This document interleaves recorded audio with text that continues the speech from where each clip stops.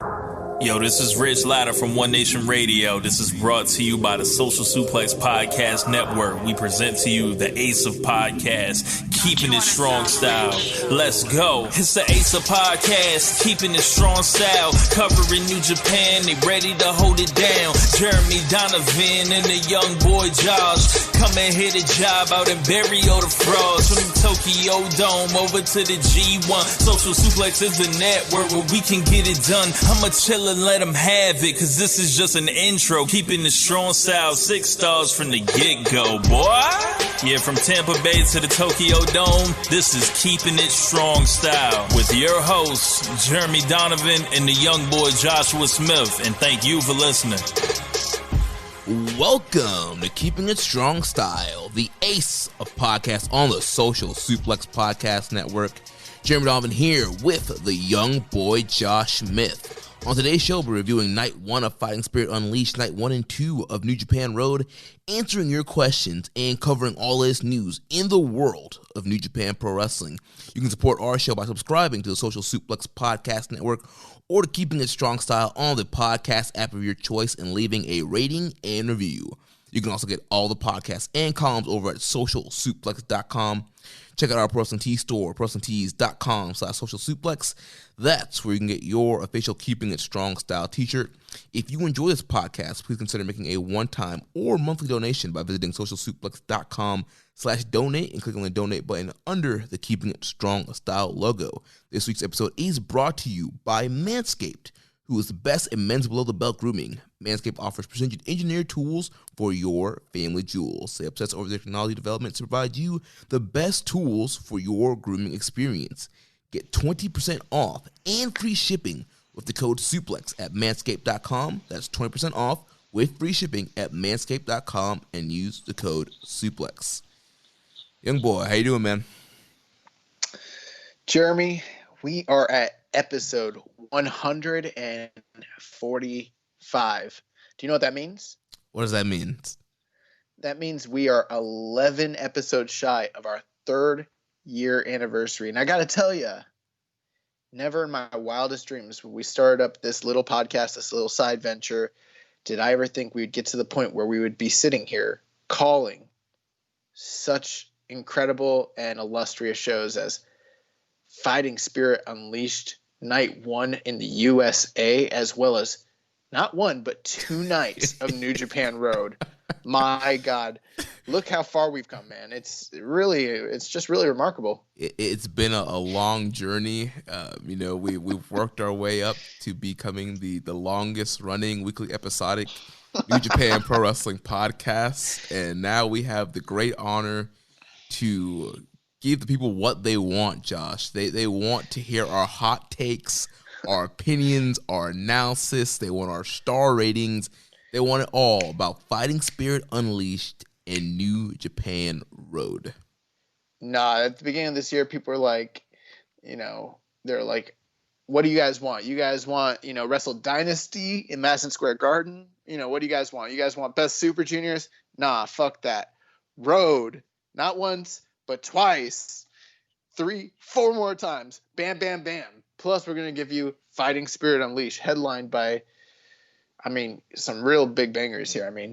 Hikuleo versus Brody King, Flip Gordon. Come on.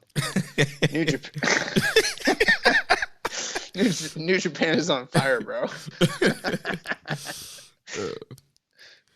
So yeah, man, let's get into it. So we got some shows to talk about. I don't think we're probably gonna go super in depth here. We're not gonna give the blow for blow, move for move on all these shows, but there are a little bit of talking points that we can kind of cover here, and then we got a bunch of questions to go over as well. So this is gonna be a show where I give you my gut takes.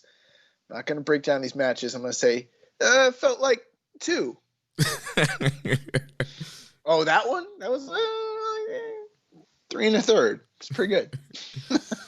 All right, well, let's start with, in a sequential order here, we'll start with NJPW Strong Fighting Spirit Unleashed Night 1. And, of course, we watch this using... Is that sequential? Yes. I was pretty sure that the first night of Road happened before New Japan Strong. Am I wrong? No, Strong was Friday, then Road was Saturday and Sunday. All right. You're the boss. And of course, we watch Strong using the NJPW EXT, the only browser extension for NJPWWorld.com, with features like dark mode, improved translations and layouts, custom and shared playlists, synchronized viewing parties, and much, much more. It takes NJPW World to the next level. You can visit njpwext.us today for details. So, Fighting Spirit Unleashed Night 1 opened up. We had returning Alex Zane teaming up with a debuting Fred Rosser to defeat the team of Clark Connors and the DKC. Man, when this match opened up, we got one of the greatest calls in New Japan history when who's Alex what's the Kozlov. guy's? Yeah, Alex Kozlov was like, he was like, man, Alex Zane in here with the Taco Bell representation. His hair looks like Baja Blast.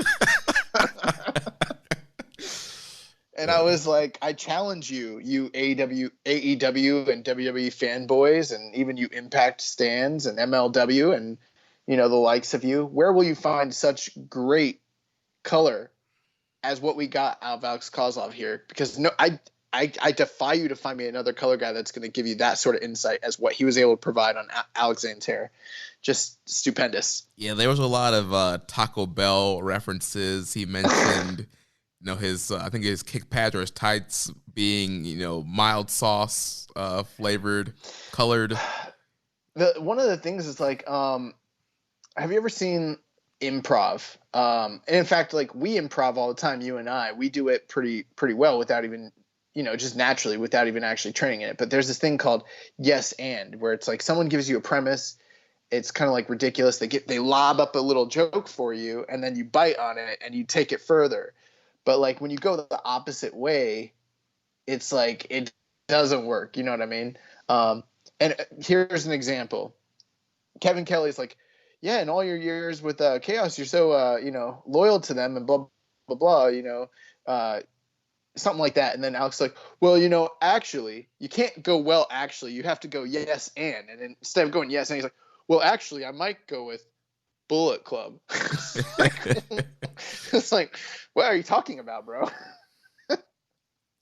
It's just like, it's like one of those weird pauses where like even like Kevin Kelly, who's like a pro at this and like can carry the best of him, he was like, wait, what? This is weird, bro.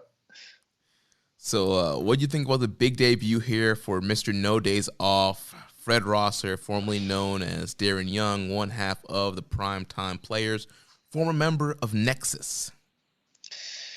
I don't know, man. Actually, let's do this. Let's go to Cage Match real quick. I'm looking up Fred Rosser on the air. Let's look at his matches. He has had, according to Cage Match, his final match with WWE was in 2017.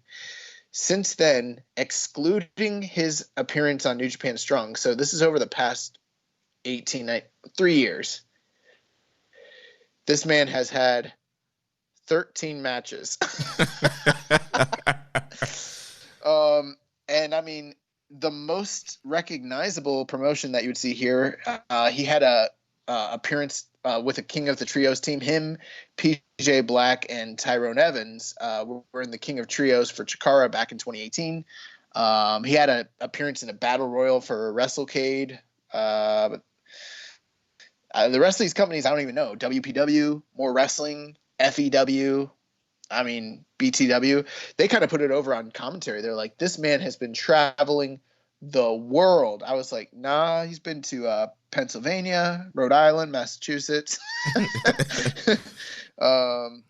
Kentucky, North Carolina. Like, that's not exactly the world. That's kind of sounds like the East Coast, you know, indie league circuit, and pretty rare at that. So I don't know. I mean, the one thing I will say, he didn't look better or worse than when he was in WWE. He kind of looked exactly the same, which he was never a bad wrestler by any means. You know, I'm not going to sit here and bury the guy, but there was nothing that really stood out to me. I was able to kind of share with my girlfriend, who happens to be a lifelong WWE stan, and her favorite wrestler is, in fact, probably John Cena. I was able to showcase to her that Fred Rosser and John Cena have the exact same facial structure entirely.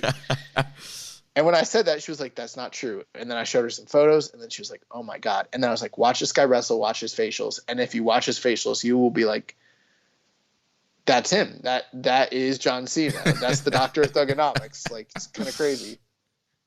But it was, I think the one glaring thing, I don't think Alex Zane and Fred Rosser, I wouldn't say they quote unquote didn't work well together, because it was fine. It was a tag match, but it, like, the stark contrast of styles when Alex Zane was in there versus Fred Rosser style, it was so completely different. I mean, you know, it wasn't even like the kind of dynamic you see in tag team wrestling where you have a power guy and then a fast guy. It wasn't like that. It was like having, I mean, exactly what it was. You had a institutionalized WWE style wrestler with literally a backyard evolved indie GCW guy, like in Alex Zane. I mean, they couldn't be any like more different from one another. And then just seeing them against DKC and Clark Connors, this was just, it was weird, bro. It was weird. You know, to me, it almost kind of felt like there were like two singles matches happening within a tag match. That's a great way to put it. That's kind of what I'm alluding to. Like, there was, yeah, like there was no like symmetry. There was no really cohesiveness. It was like Fred Rosser got in here, did his thing, did his spots, tagging Alex Zane. Alex Zane came in, did his high spots. Clark Connors came in, did his, you know, his spots, tagged DKC, and DKC did his spots. And yeah, it was like two little like singles matches in the middle of a tag match. And these guys, this team weren't really like flowing together. 1973, there is a very famous tag team match. It's Antonio Inoki and Seiji Sakaguchi against Luthez and Carl Gotch. It's actually on the network. Highly recommended match. But when the first time I watched it, it's like a 45-minute tag team match. It's really great. But the one thing I noticed was that at no point did anybody ever like break up a pinfall during that match, and at no point was there any double team moves. It was literally like you would tag a guy, you would get out, and the next guy would get in. It was like a singles match, which was kind of different. You know, I was like, is that how they wrestled in 73? I don't know. But then I was like, well, once I saw it, I was like, we'll never see this in New Japan again. And then I watched New Japan Strong Friday Night, and I was like, this is literally the same thing. It's like them having singles matches. There's no cohesive, you know, tags, which is fine. But we spent a lot of time. 7 minutes, 37 seconds. Alexander and Fred Rosser pick up the win here.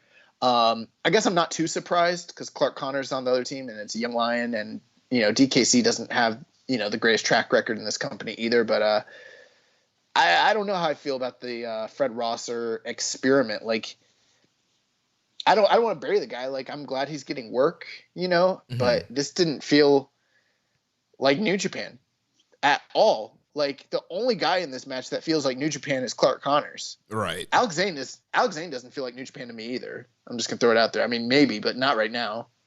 I think it depends who he's in there with. He feels like an outsider that is being brought in to fight other juniors, and maybe he could acclimate to the style. Like, so I'm not like burying him, but like right now he's 100% the modern. He's not even like, he doesn't even wrestle like, say, the way Will Ospreay did 3 or 4 or 5 years ago, you know, or Ricochet, when they bring outside high flyers, they kind of felt different. He feels like he's cut from a whole different like kind of cloth, and he kind of is because of his background and the way he came up through the ranks. Like, it's very different than your traditional New Japan guy. So like, he does not wrestle like New Japan to me. Fred Rosser does not. DKC, he's pretty good, you know, but it's not New Japan. Yeah. So yeah, Zane, Rosser to get the win there. Rosser hits the gut check on DKC to get the win for the team there.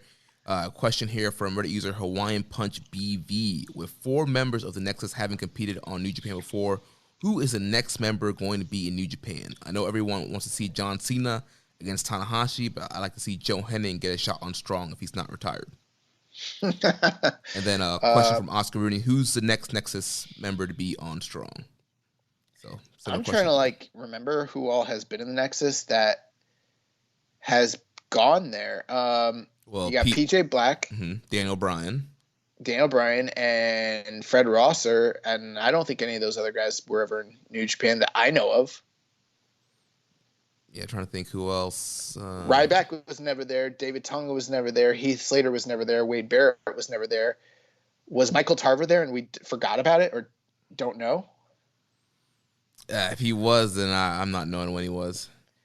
And just so everyone knows, I'm literally having to look at their photo to remember who all these guys were. Like, it's not like I have a database of who was in the Nexus, but yeah, that's fine. I mean, it doesn't matter. Oh, maybe. Well, he mentioned Joe Henning, so I guess he's also counting the new Nexus. Yeah, I guess so. So who's in the new Nexus? So I know Henning was there. Wasn't obviously Barrett was. Well, Barrett was like leading the core, right? And Punk was leading the new Nexus. Yeah, and Punk has never been to New Japan, has he? Maybe. Has he? I don't think he has. Yeah, I'm not sure about Punk. I mean, Cage Match is our friend. I can go look. Yeah. Who was that one real big dude that looked like Batista that they had? Mason Ryan. Yeah, Mason Ryan. I wonder if he ever did. He's like the Welsh Batista. Yeah. I'm looking at Punk's whole career. There's no New Japan appearances at all. Yeah, I thought maybe during the Ring of Honor years he might have. Yeah, so it doesn't matter. Do I want to see any of those guys show up? Honestly, no.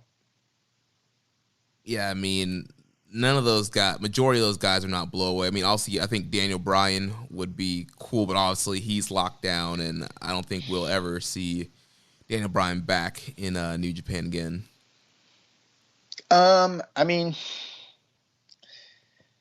I think Heath Slater is a possibility just because he's out there on the indies and he's active and working and everything, and who knows what's going to blossom out of his current deal with Impact. There was a time where I wouldn't have necessarily been completely opposed to, say, Ryback. I'm not saying I'm like advocating for it, but I mean, you could do worse. I mean, you could have Tarver or Otunga. I gotta tell you, I have always liked Wade Barrett though. Dude, I loved Wade Barrett. I was really high on him. I was happy that he won the first season since they weren't going with Daniel Bryan. Thought he was great on promos. I thought he was good in the ring. I thought he was a guy that could have been a future WWE champion, but whatever reason, decided not to go with him. I don't want to see Michael McGillicuddy in New Japan though. I'm just throwing it out there. So, Wade Barrett's done. So I mean, if I had to give you an honest answer of a guy that's never been in New Japan, that's from the Nexus, that out of my choices that are left, I'd have to actually say Ryback, which I don't think that's a great choice either. So I kind of don't want any of these guys to show up. Yeah, they're pretty much all washed for the most part.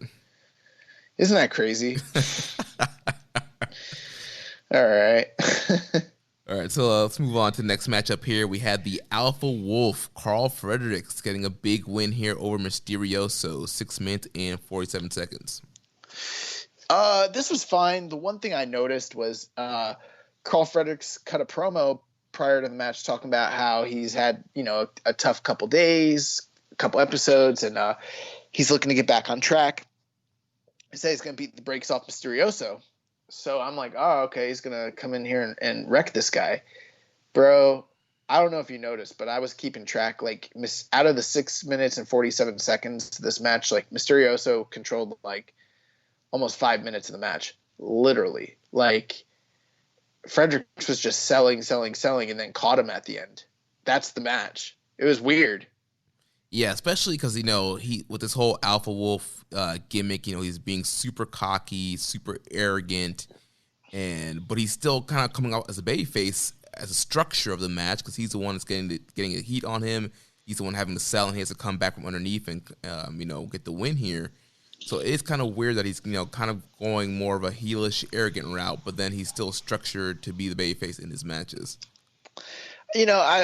I'm not the booker, so I don't want to sit here and presume what they're trying to do because I don't really know.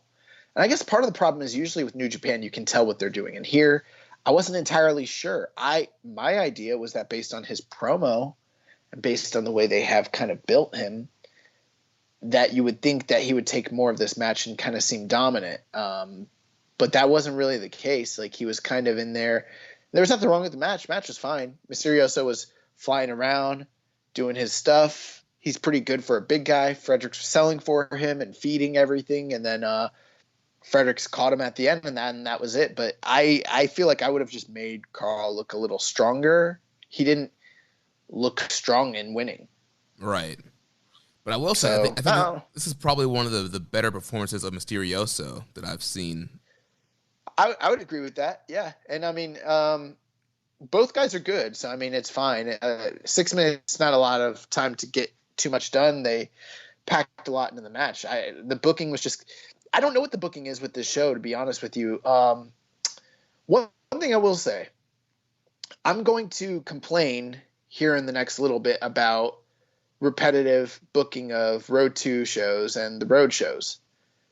But one thing that is clear about Gato's booking that's nice, that's different from the Strong show, is like, if you were to criticize Gato's booking, be like, hey, we're seeing the same match too many times or a derivative of it, and that gets boring. Well, at least you kind of know what the feud is all throughout the tour. You can very easily pinpoint to the feuds. Here in New Japan Strong, since it started, we're like 4 or 5 weeks in. I don't want to tear them down too much, but when you just kind of have stuff all over the place, like, I don't really know what they're doing. Carl Fredericks, like, he beat Mysterioso. Okay, cool. What was that for? What is his story? We kind of have to make a story up for him in our minds based on what we're perceiving, but that doesn't mean that that's the actual direction of the company, you know? Right. Yeah, I feel like a lot of stuff is being hot-shotted. Like, there's not, like, a lot of build. Like, we saw with Lions Break Collision, like, there was, like, 3-4 weeks of build to kind of the blow-off of Cobb and Fredericks and some of the other stories they were telling there. Then here, I feel like it's kind of like a week-to-week kind of hot-shot into angles. You know, there was, like, a small little kind of, like, scrimmage between Fredericks and Mysterioso and that multi-man, which led to this match. But, you know, there wasn't a ton of promos. There wasn't, like, a ton of build to really... But, Jeremy, the show was taped in advance. They shot everything on, like, the same night. So it's not even like hot shotting it week to week. It's just not enough forethought. Or if there is, I just can't see it yet, you know? Mm-hmm. One thing is, like, this is going to be a Western product to some degree. I do think that they should be, whoever's booking should maybe, I'm not saying trying to emulate what other people are doing necessarily, but one company that's really good at booking like this is AEW. You know, they have fresh matchups going all the time within the company, but they're still within the confines of the stories that they're telling for the different competitors. They're not perfect at it. Nobody is, but they're kind of pulling off long-term storytelling and you know, sort of like what Japan does, especially Gato, and then kind of mixing that in with the Southern style, you know, storytelling, but doing it on a serialized week-to-week Monday night show or, you know, Wednesday night show. I think whoever's booking this should think a little bit more about that because, you know, I just don't know why the matches are happening or what the point of them is.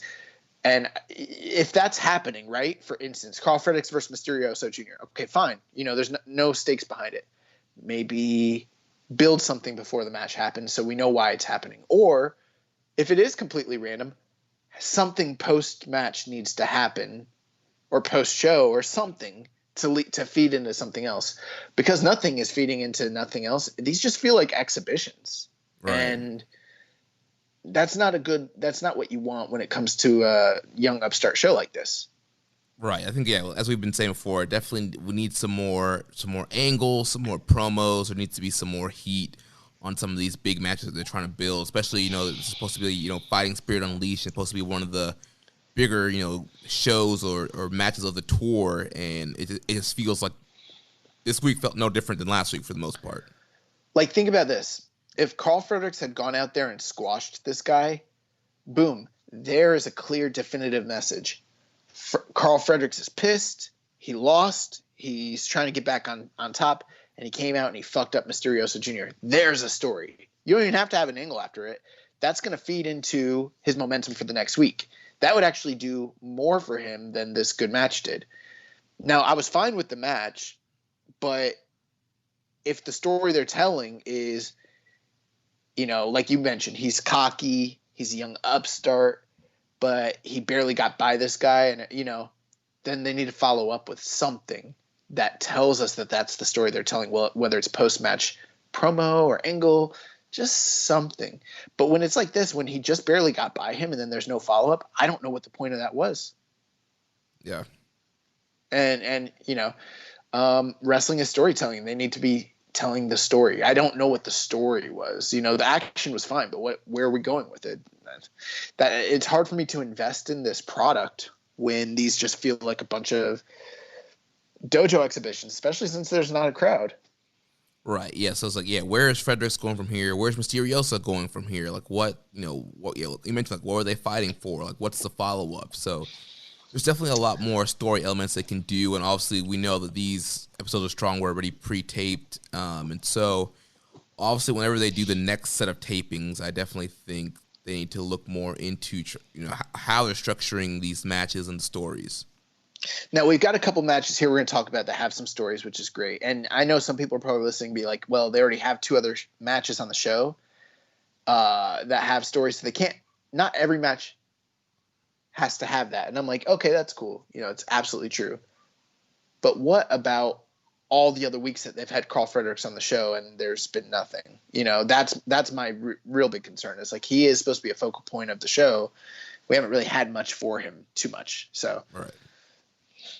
So third match of the night, we had Hikuleo defeating Brody King. And, of course, we saw Hikuleo return a couple weeks ago, attacked Brody King and Flip after they defeated Jay White and Chase Owens. So Hikuleo kind of making his big kind of return after being on excursion on Rev Pro and then kind of making his presence renowned here and, still with Bullet Club.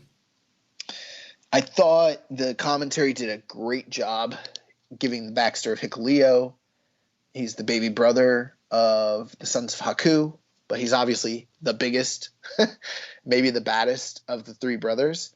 And, he's been on excursion in Rev Pro, like you mentioned. Now he's back, and he's kind of graduated from his mini excursion. And they kind of played this off like it was a big monster match. And the last time I kind of remember something like that happening in New Japan was Lance Archer against Bad Luck Fale, I suppose.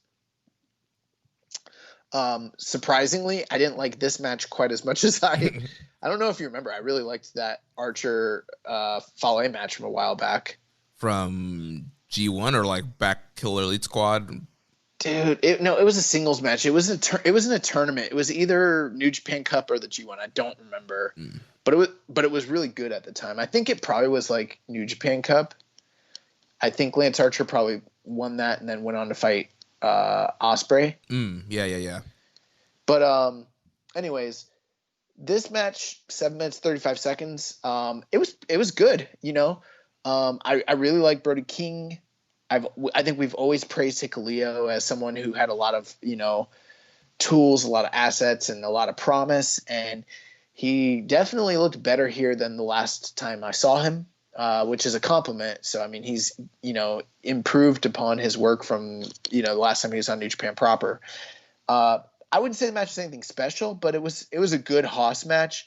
They did a lot of brawling on the outside, which is something we haven't even really seen on this show just quite yet, which was kind of cool. And then, Hikuleo gets the big win at the end, clean. Which was, I think, semi-clean. Obviously, there was the use of the exposed turnbuckle to set it up. But yeah, Hikuleo beats Brody King.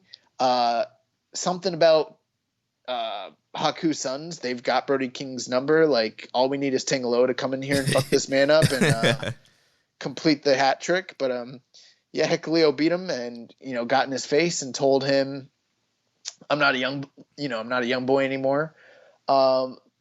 I don't know if I love Hikuleo's finish, but I wasn't opposed to the booking here. I thought it was well done. Yeah, I like the booking here. Kind of like we were saying with Carl Fredericks, they kind of did here. Like the story is, Hikuleo, he's back from excursion. He's here to prove that he's not a young lion anymore. Yeah, he didn't squash Brody King, but he still went toe-to-toe with a guy like Brody King who's an established independent star, established Ring of Honor star. And the fact that he was, able to beat him and, be able to have that bragging rights kind of helps the elevation of him and proving that, yes, I'm not a young boy anymore. I like that he's using the old God theme because I like that theme as well. I love that theme, and I didn't even notice he was using it. That's funny. Yeah. And there's a lot of good power moves here. Brody King spiked him with a jumping pile driver that looked great. That looked awesome. Yeah, and I agree with you on Hikuleo's finish. It looks like he's going for a rock bottom or a Uranagi, and then he just kind of like slips and falls backwards into a complete shot type of maneuver. It's just kind of weird looking. Yeah, it's just for a guy his size, I don't see the point in him taking the bump like that. You know, I don't think he should, personally speaking, I don't think he should leave his feet. Like, I don't know why he can't just jackknife a bitch. Seriously. Or do like a big choke slam or something like that. He can do a choke slam. That's fine. It's a little overplayed, but I mean, how awesome is it when you see Lance Archer hit that blackout, you know? And it's like when he hits the blackout, they're fucked up. Or when Fale hits the Razor's Edge or the Balak Fall, like, you know, that's it. Like, I think he's big enough to where he should be dropping dudes. But it's fine for now. I mean, he's got a long career ahead of him. Hikuleo, if you're listening. But yeah, I like this. It was fine. Well, and that takes us to the main event. One thing. You got Hikuleo fresh off of his excursion, graduation, you would say. You got Carl Fredericks, who's also graduated. Two young studs on the show. Could we be seeing a collision course between the two of them down the road? I think we might be. I mean, I think that makes the most sense. You kind of build that. You have, the former, graduate of the LA dojo being the Alpha Wolf and trying to make claims that, LA is his territory, and then the returning Hikuleo representing Bullet Club, and obviously Bullet Club's, they've kind of had their momentum going this summer, and so kind of. Well, you've got Carl Fredericks kind of coming through the traditional way, and then you've got Hikuleo coming the non-traditional way and aligning himself with Bullet Club and everything. This is basically Tanahashi and Kenny Omega. I mean, just two completely divergent philosophies. And I think they can really draw money here too. Yes, they can draw with that empty arena. Yeah, and I think they should both mention like Carl Frederick should mention. He's like, I'm just like Tanahashi. I'm representing my philosophy, and then Hikuleo will be like, nah, Bullet Club way, just like Kenny. Oh man. Yeah, and then they should have a lot of like throwbacks to their Wrestle Kingdom match in the match, like Hikuleo throwing V triggers. Carl Frederick should try to come off of the top rope through a table on the outside and shit. It's gonna be really good. Frederick's doing dragon screws the whole match to Hikuleo. Yeah. All right, the main event of the night, we had the Switchblade. I just want to say I'm glad to see Jay White again, honestly, but I am sick and tired of hearing King Switch. Bro, King Switch sounds so stupid. That is a horrible nickname. King Switch. Reminds me when they were like calling Finn Balor the Demon King. Right, yeah. It's like, oh, here comes King Switch. Like, what? Like, is he the queen? Is he like the king of like the Nintendo Switch? Like, this what? That doesn't sound menacing, but the Switchblade does. So right, I don't need. It's one of those weird things. Like, why do you need a nickname on a nickname kind of thing? Yeah, you're gonna like. That's like some P Diddy shit right there. Like, so we have Jay White taking on the mercenary Flip Gordon, heels versus heels. So we've been seeing a lot of that in wrestling lately. But what do you think of this match here, Jeremy? I thought it was an all right match. Went 10 minutes. Jay White kind of going back to Jay White's strategy here. Powdering right at the beginning of the bell. Trying to pretty much outsmarting Flip and getting Flip to work his style of match here. Using the referee to also get advantage of Flip Gordon, and then the closing minutes was a pretty good closing stretch there, and then eventually Jay White hits the Blade Buster and the Blade Runner and gets the big win here. I thought this match was very good. For considering the show that it's on and considering the history of the show, I would actually go as far as to say I think that this is probably the best singles match that they've had on New Japan Strong so far. Quite possibly even the entire North American show, if you include the like Collision show. I'm not totally sure it's better than the finale they did with Fredericks and Cobb, but I think it's probably on the same level. Yeah. I'd put it at 3.5, which is pretty good considering the show. 10 minutes, it's pretty good.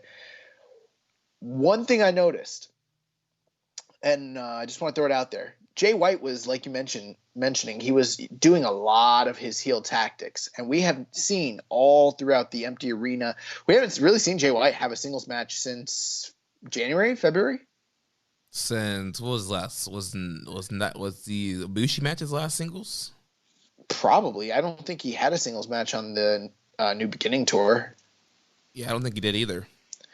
So it's been like literally 9 months, and I think he's had the benefit of being able to at least see what other people have done in this empty arena and, COVID era.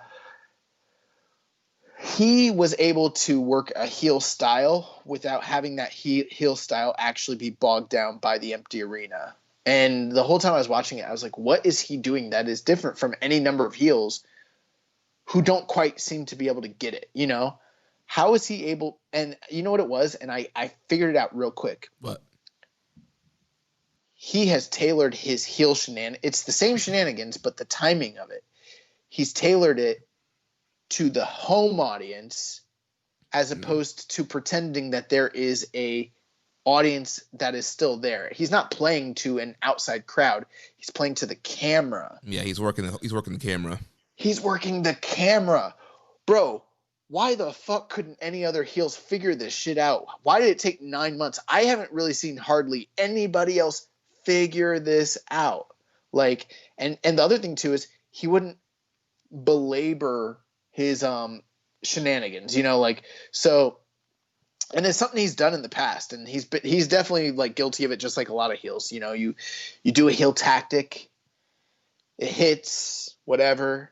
And then maybe he'll be laying on the mat and he'll come up with that shit grin and he'll be laughing and he'll be looking around the audience and, and he's really into it. And sometimes it's great. And sometimes it's just like, come on, bro. Like, it depends on his reading of the audience, the timing and everything. But here he didn't do that. Here he would look at the camera and he would give us a knowing wink. And then he would get up real fast and go into his next move. There was no like delays. There was no him sitting there and really feeding into it until the match was over. Then he really, sat in it. When the match first started, yes, he powdered, but the powder like barely lasted any time. Like, this guy is really smart. Like, I know he's not always everyone's cup of tea, but like his wrestling IQ is so fucking high, bro. Yeah, pretty much everything he was doing was used to set up the next move. And like you mentioned, everything fed into something else. Right. Like everything meant something. You always hear that saying, people say, make sure every move means something. Make everything mean something. Well, I think Jay did a great job of that here in this match. Yeah, just making every single anytime he cheated, or it always led to like the next transition or the next kind of big kind of plan here there. And it worked with his whole character, because his whole character is kind of, being this mastermind, being able to manipulate and outsmart everybody. And it definitely came off that way in this match, where he was just always one step ahead of Flip, and was able to kind of manipulate him to kind of fall in his trap. That's the other thing too, is like what you mentioned is, I know that we have complained in the past about quote unquote character work, especially when it comes to different wrestlers, and especially when it comes to him, depending on the scenario, and I think there are times where he's misread the cues.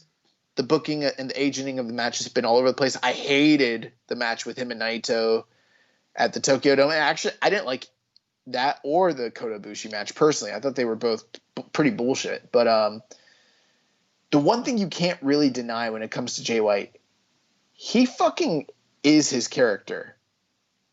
Now, I'm not saying he is in his everyday life. Obviously, it's a character. But like, he's almost like a method actor that like, he knows what his character is going to do, how he thinks, what his motivations are. And so when he comes in and he turns it on, he really turns it on. There's no part of me that ever thinks that he's not that Switchblade character, right. there's a lot of guys where like they're doing the moves, they're doing the heel tactics, but you just don't believe it for whatever reason, you know? And that's not him. And I think that's one reason why it worked in this empty arena like scenario. He's the one guy that like I've actually like kind of believed in front of an empty arena. Like the only other person I can think, like the one other guy that I kind of think of that is sort of like that in Japan when they were in a totally empty arena is like Suzuki. Kind of reminds me of that way. Suzuki and Nagata, yeah, both of those guys. Yeah, it was just it was really great to see him back. Just outstanding quote unquote character work. But this is where this is where you have to turn the character work up in order for it to work, and you need to know how to play to the right audience, which is the audience at home, and have the right timing. And his timing was super fast. It all fed into each other. It was really great. Yeah. I mean, and we're talking about him. Obviously Flip was really great too, but like the shining star here was Jay White. Yeah, I felt this match was definitely all about putting Jay over. No, don't get me wrong. Flip did his part. Flip's a great athlete. But the story of the match definitely seemed like, all right, we're trying to remind you about Jay White, elevate Jay White, and kind of get you Jay White in the forefront of your mind. Yeah, absolutely. Well, that wraps up. I think that other heels in the company, Evil, they need to watch more of this guy. Instead of just trying to do what he does, learn why he does what he does so you can figure out why you're doing what you're doing. Right. Psychology. Also, I liked his one last thing. I really loved his promo at the end of the show, because at the end of the show he's like, you fans have so many questions. Who's Gato with? Is Evil still in charge of the Bullet Club? What is it? Blah, blah, blah. Where are you going to be? Are you going to be in this tournament? What's happening? And he was like, the thing is, we're the Bullet Club, and we owe you nothing. Right. He did the WWE heel promo. I don't owe you people anything. I don't owe you an explanation. Yeah, but the way he did it was great. And it's because all those questions are what we talk about every week on the show. And he's like, yeah, I'm not answering those questions. Yeah. So yeah, pretty great. Once again, just played into his persona there, and yeah, just came off really well. Remember when we went and interviewed him at the G1 in Dallas, and I was one of the few people that asked him a question that he actually liked? Yeah, he really liked your question. He's like, finally, an intelligent question. That's because I know a worker when I see one. I had to work a worker. Right. You know, that man was also in attendance at our Suplex Mania party in New York last year, WrestleMania weekend. Bro, me and Jay White, we peed right next to each other in New York. It's magical. I'm glad you had that bonding experience there with the Switchblade. Bro, I barely remember that night. Oh, man. All right, so we got some stuff for next week on the show? Yeah, so next week we have, the main event's going to be Jeff Cobb versus Kenta for the right to challenge the IWGP U.S. champion Jon Moxley. There's also going to be Danny Limelight versus Rocky Romero. The whole story there is, Rocky wants to be the coach for Danny Limelight, and Danny thinks that he can do things on his own, do it his way. So they're going to have a little one-on-one match there. And then there's also going to be a tag match. It's going to be the Guerrillas of Destiny, Tama Tonga Tangaloa, taking on the team of PJ Black and David Finlay. So obviously Juice still out with the injury. Obviously these are all taped while he's still injured. And so PJ Black kind of stepping up here. I'm sorry, go ahead. PJ Black is stepping up here to be the partner for David Finlay. Juice needs to change his music to the same beat as Kurt Angle's music, but when he comes out, we'll be like, Juice fucks. Juice fucks. That'll be his new theme. I don't even know where to go from there. One thing I will say, I thought that this was by and large the best show that they've done of Strong so far. With that being said, it's still like a, I don't know, 2 3/4 star show, maybe 3. I can't even go quite 3 because I didn't really think the show was good. Yeah, I mean the main semi-main were definitely kind of like the highlights, really. Then everything else was just kind of there. I mean, these shows, it's an hour long. The matches aren't aren't super. I mean, you get like 10 minutes max on the matches. It doesn't it's feel the way the Lions Break Collision show felt. It doesn't, but it's still an easy watch though. Is it? Because it feels a little bit like a chore to me. I want something more. But even with that, the show. Okay, I shouldn't say it wasn't good. It was good. It was good. It was fine. It was a good little show. But I didn't realize that this was the first night of quote unquote the Fighting Spirit Unleashed. I thought we were still on the road to the Fighting Spirit Unleashed. No, there was like, only one road to. I was thinking of it the way that like NXT loads up those special shows every once in a while, or Lucha Underground builds for a long time to a show, and then you have nothing but matches that have meaning and feuds and payoffs to them, and it feels like a little special. This didn't feel like that. I think that this should have been like a road to continue to build to whatever the Fighting Spirit Unleashed should be down the road. Which there's nothing wrong with that. I would actually give this show a little more credit if it was like, oh, that was a good road to show. Right. But now I'm like, oh, that was it? That was the Fighting Spirit Unleashed? Like, it's not like the Fighting Spirit Unleashed I remember from back in the day. Right. And even when you look at night 2, like the only match that's really been built was obviously Cobb and Kenta coming off what happened in New Japan Cup. And it's like, all right, this is night 2. Nah, Danny Limelight and Rocky Romero, they got a story, dude. There's a story, but it's not like it's been like this super long build. It's like it is. It goes all the way back to Collision.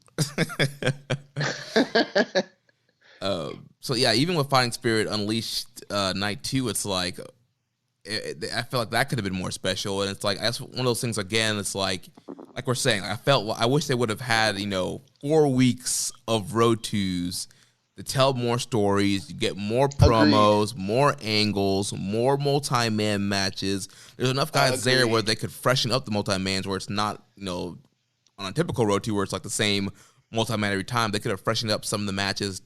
Like you mentioned a few weeks ago, you do a tag, you can do a 6-man, you can do an 8-man, and you can do all these stuff, and then you can do angles, you can do promos, you can have these interviews, and you build up weeks, and then you get to the big hot matches, and you have like 4 really hot matches that you do on night 1, and you blow all those stories off to set up, and then you can start new stories after that. Bro, Jeremy, I agree with you so hard right now. So anyways, now last point. I like Fighting Spirit Unleashed in the New Japan Strong show better than I've liked the New Japan Road shows, which we're about to talk about. So yeah. Before we talk about New Japan Road, we got to talk about our friends over at Manscaped and their Lawnmower 3.0. The Manscaped engineering team has spent 18 months perfecting the greatest ball hair trimmer ever created and just released a new and improved Lawnmower 3.0. This thing is incredible. It is not Road 2 quality. This is a Wrestle Kingdom quality razor. Yeah, this is their 3rd generation trimmer. You might call it the New Japan Dad version trimmer because it's the 3rd generation, and it features a cutting-edge ceramic blade to reduce manscaping accidents.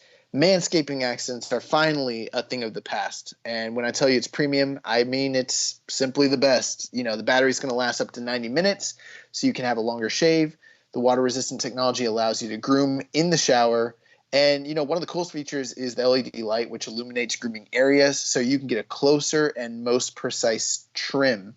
They've also upgraded to a 7,000 RPM motor with quiet stroke technology. So, if you're listening to me right now, I want you to experience it firsthand for yourself. And Jeremy, tell them how they can do that. Yeah, you can go to manscaped.com and use a promo code SUPLEX that will get you 20% off and free shipping off of anything you order from manscaped.com. That's use the code SUPLEX, 20% off and free shipping. Absolutely. So let's shift gears here and talk about the most 2 recent New Japan domestic shows. New Japan Road, night 1 on September 5th, and then night 2 on September 6th. Yep. So for these shows, for the undercards, you just kind of want to run through the results, and then we talk about the tag tournament matches. Yeah, absolutely. All right. So on night 1, we had Satoshi Kojima defeating Yota Tsuji. Then we had the Chaos team of Okada, Sho, and Yano teaming up with Gabriel Kidd to defeat the Chaos team of Goto, Ishii, Yoshihashi, and Yuya Uemura. Also, they are building up for the Never Six-Man title match that's coming up on September 11th with Okada, Sho, and Yano challenging Goto, Ishii, and Yoshihashi. We did have a question here from @BuckeyeTiffin on Twitter. What's going on with Okada? Seems like he's wrestling in slow motion. It's an interesting question. I mean, before I answer that, I mean, Jeremy, is that your feelings? Does it feel like he's wrestling in slow motion? I don't know if he's wrestling. I don't know if slow motion. I don't think that. I don't know if slow motion's the right word for it, but I definitely feel like he's kind of mailing it in. Okay, well, let me just say, when I hear someone say slow motion, I'm thinking that they're not as mobile, or their timing is off. I'm not thinking that they're having, night off nights, like we used to joke back in the day. You had t-shirt, you had Rainbow Pants Kenny, Mm-hmm. And you had t-shirt Naito, which you still do. You got hoodie Goto, you got guys who, when they show up, and it's a road to show and it's 6-man, 8-man, 10-man, they just don't go all out. You know what I mean? Pretty regular occurrence for most wrestlers, which is what I think is happening here with Okada, mainly because he's not in the main event. This is not really an important program. These are not even road 2 shows. These are road for the never open weight 6-man tag team titles. That's what the feud is building to. Like, keep in mind, this man's getting ready to go into the G1. And not only that, but he's literally since 2012, 13, been in the main event fighting, once or twice a month for most months. And then, G1's on top of it, like in the most grueling, long, ardent, demanding matches of anyone in the company. And so, yeah, he's getting older. He's taken a lot of lumps, a lot of miles on his body. Like, I don't think that's slowed him down. Like, when the time is called for Okada to go in there and have a great match with somebody, like, he can still do it. In fact, when he was having those matches during the New Japan Cup, he looked great. We criticized the matches based on the style of the matches, but not on the work that was being done. Right. If those matches had taken place in front of a crowd, they probably would have been phenomenal. The problem was there was no audible on his part, but the matches were the same tone, pace, and style as he ever wrestled previously. So I don't think that he's like slowing down or in slow motion. I don't think there's anything wrong with him. I think that in the past, when he was younger and he was able to, it didn't matter what kind of match he was in. He went full hard all the fucking time.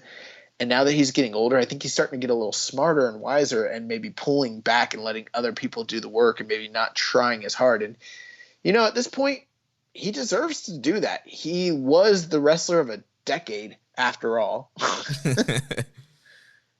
Yeah, I mean, when I hear slow motion, I think of guys like, Hanma, like, they don't wrestle like they used to, and they can't really wrestle like they used to because of like an injury or they're aging.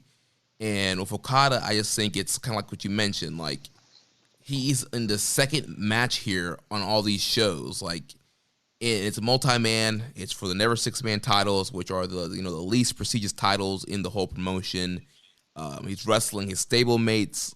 Like, there's not a lot of incentive here for him to go all out. It's not like his performances are bad. Like, he's still good. He's just not going all out. He's not giving you a crazy finishing sequence. He's not hitting 20 rainmakers or doing a bunch of cool drop kick spots. But he's just it's fine work for what in the position he's at right now. You know who has slowed down? Who? Naito. Mm. You know who else has slowed down? Tanahashi. Guys who are the next generation above Okada and who have significant miles to their body. Guys like that. I do wonder about Ishii all the time. I don't know how the fuck he's able to still like go at the level he is. And I'm just waiting. And I don't say this in a derogatory way, but Father Time is undefeated. And at some point he's going to slow down. It hasn't happened yet, but I got a feeling we're not that far away from something like that potentially being the case, you know? A lot of people didn't like some of the things Rich had to say on our show about New Japan kind of maybe passing their peak. And I don't know that that's the case, but when you look at their talent roster and you look how like they've got a lot of guys who are at the top who have been for a long time and who are slowing down and have gone through serious wars and whose stories have mostly been told. And you kind of look behind it and see, you know, do they have guys ready in play to move into their spots, not from an athletic standpoint or an age standpoint, but from like a booking standpoint. Have they positioned them? Have they gotten them ready? Have they given them the right booking to take the mantle? And I don't know that that's the case, but I don't think you have to worry about Okada just yet. Like, sure, during a 6-man against Yoshihashi and Goto and, you know, Ishii, if he doesn't go his hardest, it's fine. But keep in mind, last month, he was in a tag match that he literally fucking made. It was like a 4-star match almost, and it was for the never 6-man openweight tag team titles. Like, Okada can still go. Just because he's been surrounded by Yujiro, Gato, and Jado, that's not his. I mean, maybe it is a little bit his fault, but you know, that's going to bring anyone down. I don't care who they are. Right. And clearly G1 a couple weeks away. That's the main focus there. Like, why? Like, if I'm him, I'm the same thing. I'm not going to go out there and try and kill myself with the G1's right around the corner. And people are going to be expecting him, regardless of what block he's in, who's in his block, to have some of the better matches in the whole tournament. Bro, nobody can go their hardest all the time for their entire career. There comes a point where you have to conserve your time and energy, and smart wrestlers do that, especially when the match is less important. Right. And let's not pretend all matches are the same importance. They're not. And I'm fine with it. I don't think he's lost a step at all. I think he's literally firmly in his prime right now. Yeah, 100% agree with you. Next match, we had the Golden Aces teaming with Hanma and Nagata against the Suzuki-gun team of Doki, Minoru Suzuki, Taichi, and Zack Sabre Jr.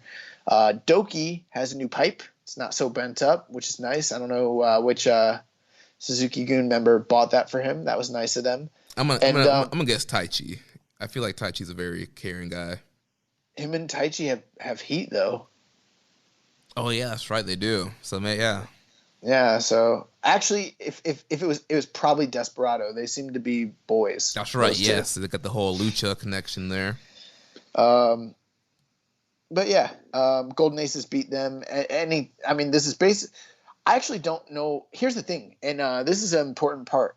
I don't know if too much of these, the rest of these matches are building to anything. I think they're really just playing off of what has already happened, which is a problem with this road series, because we've got Tanahashi and Kota Ibushi going up against the Dangerous Tekkers, but they've already said Tanahashi and Kota Ibushi aren't going for the tag titles again. And with the G1 coming up, I believe that to actually be the case, at least for now.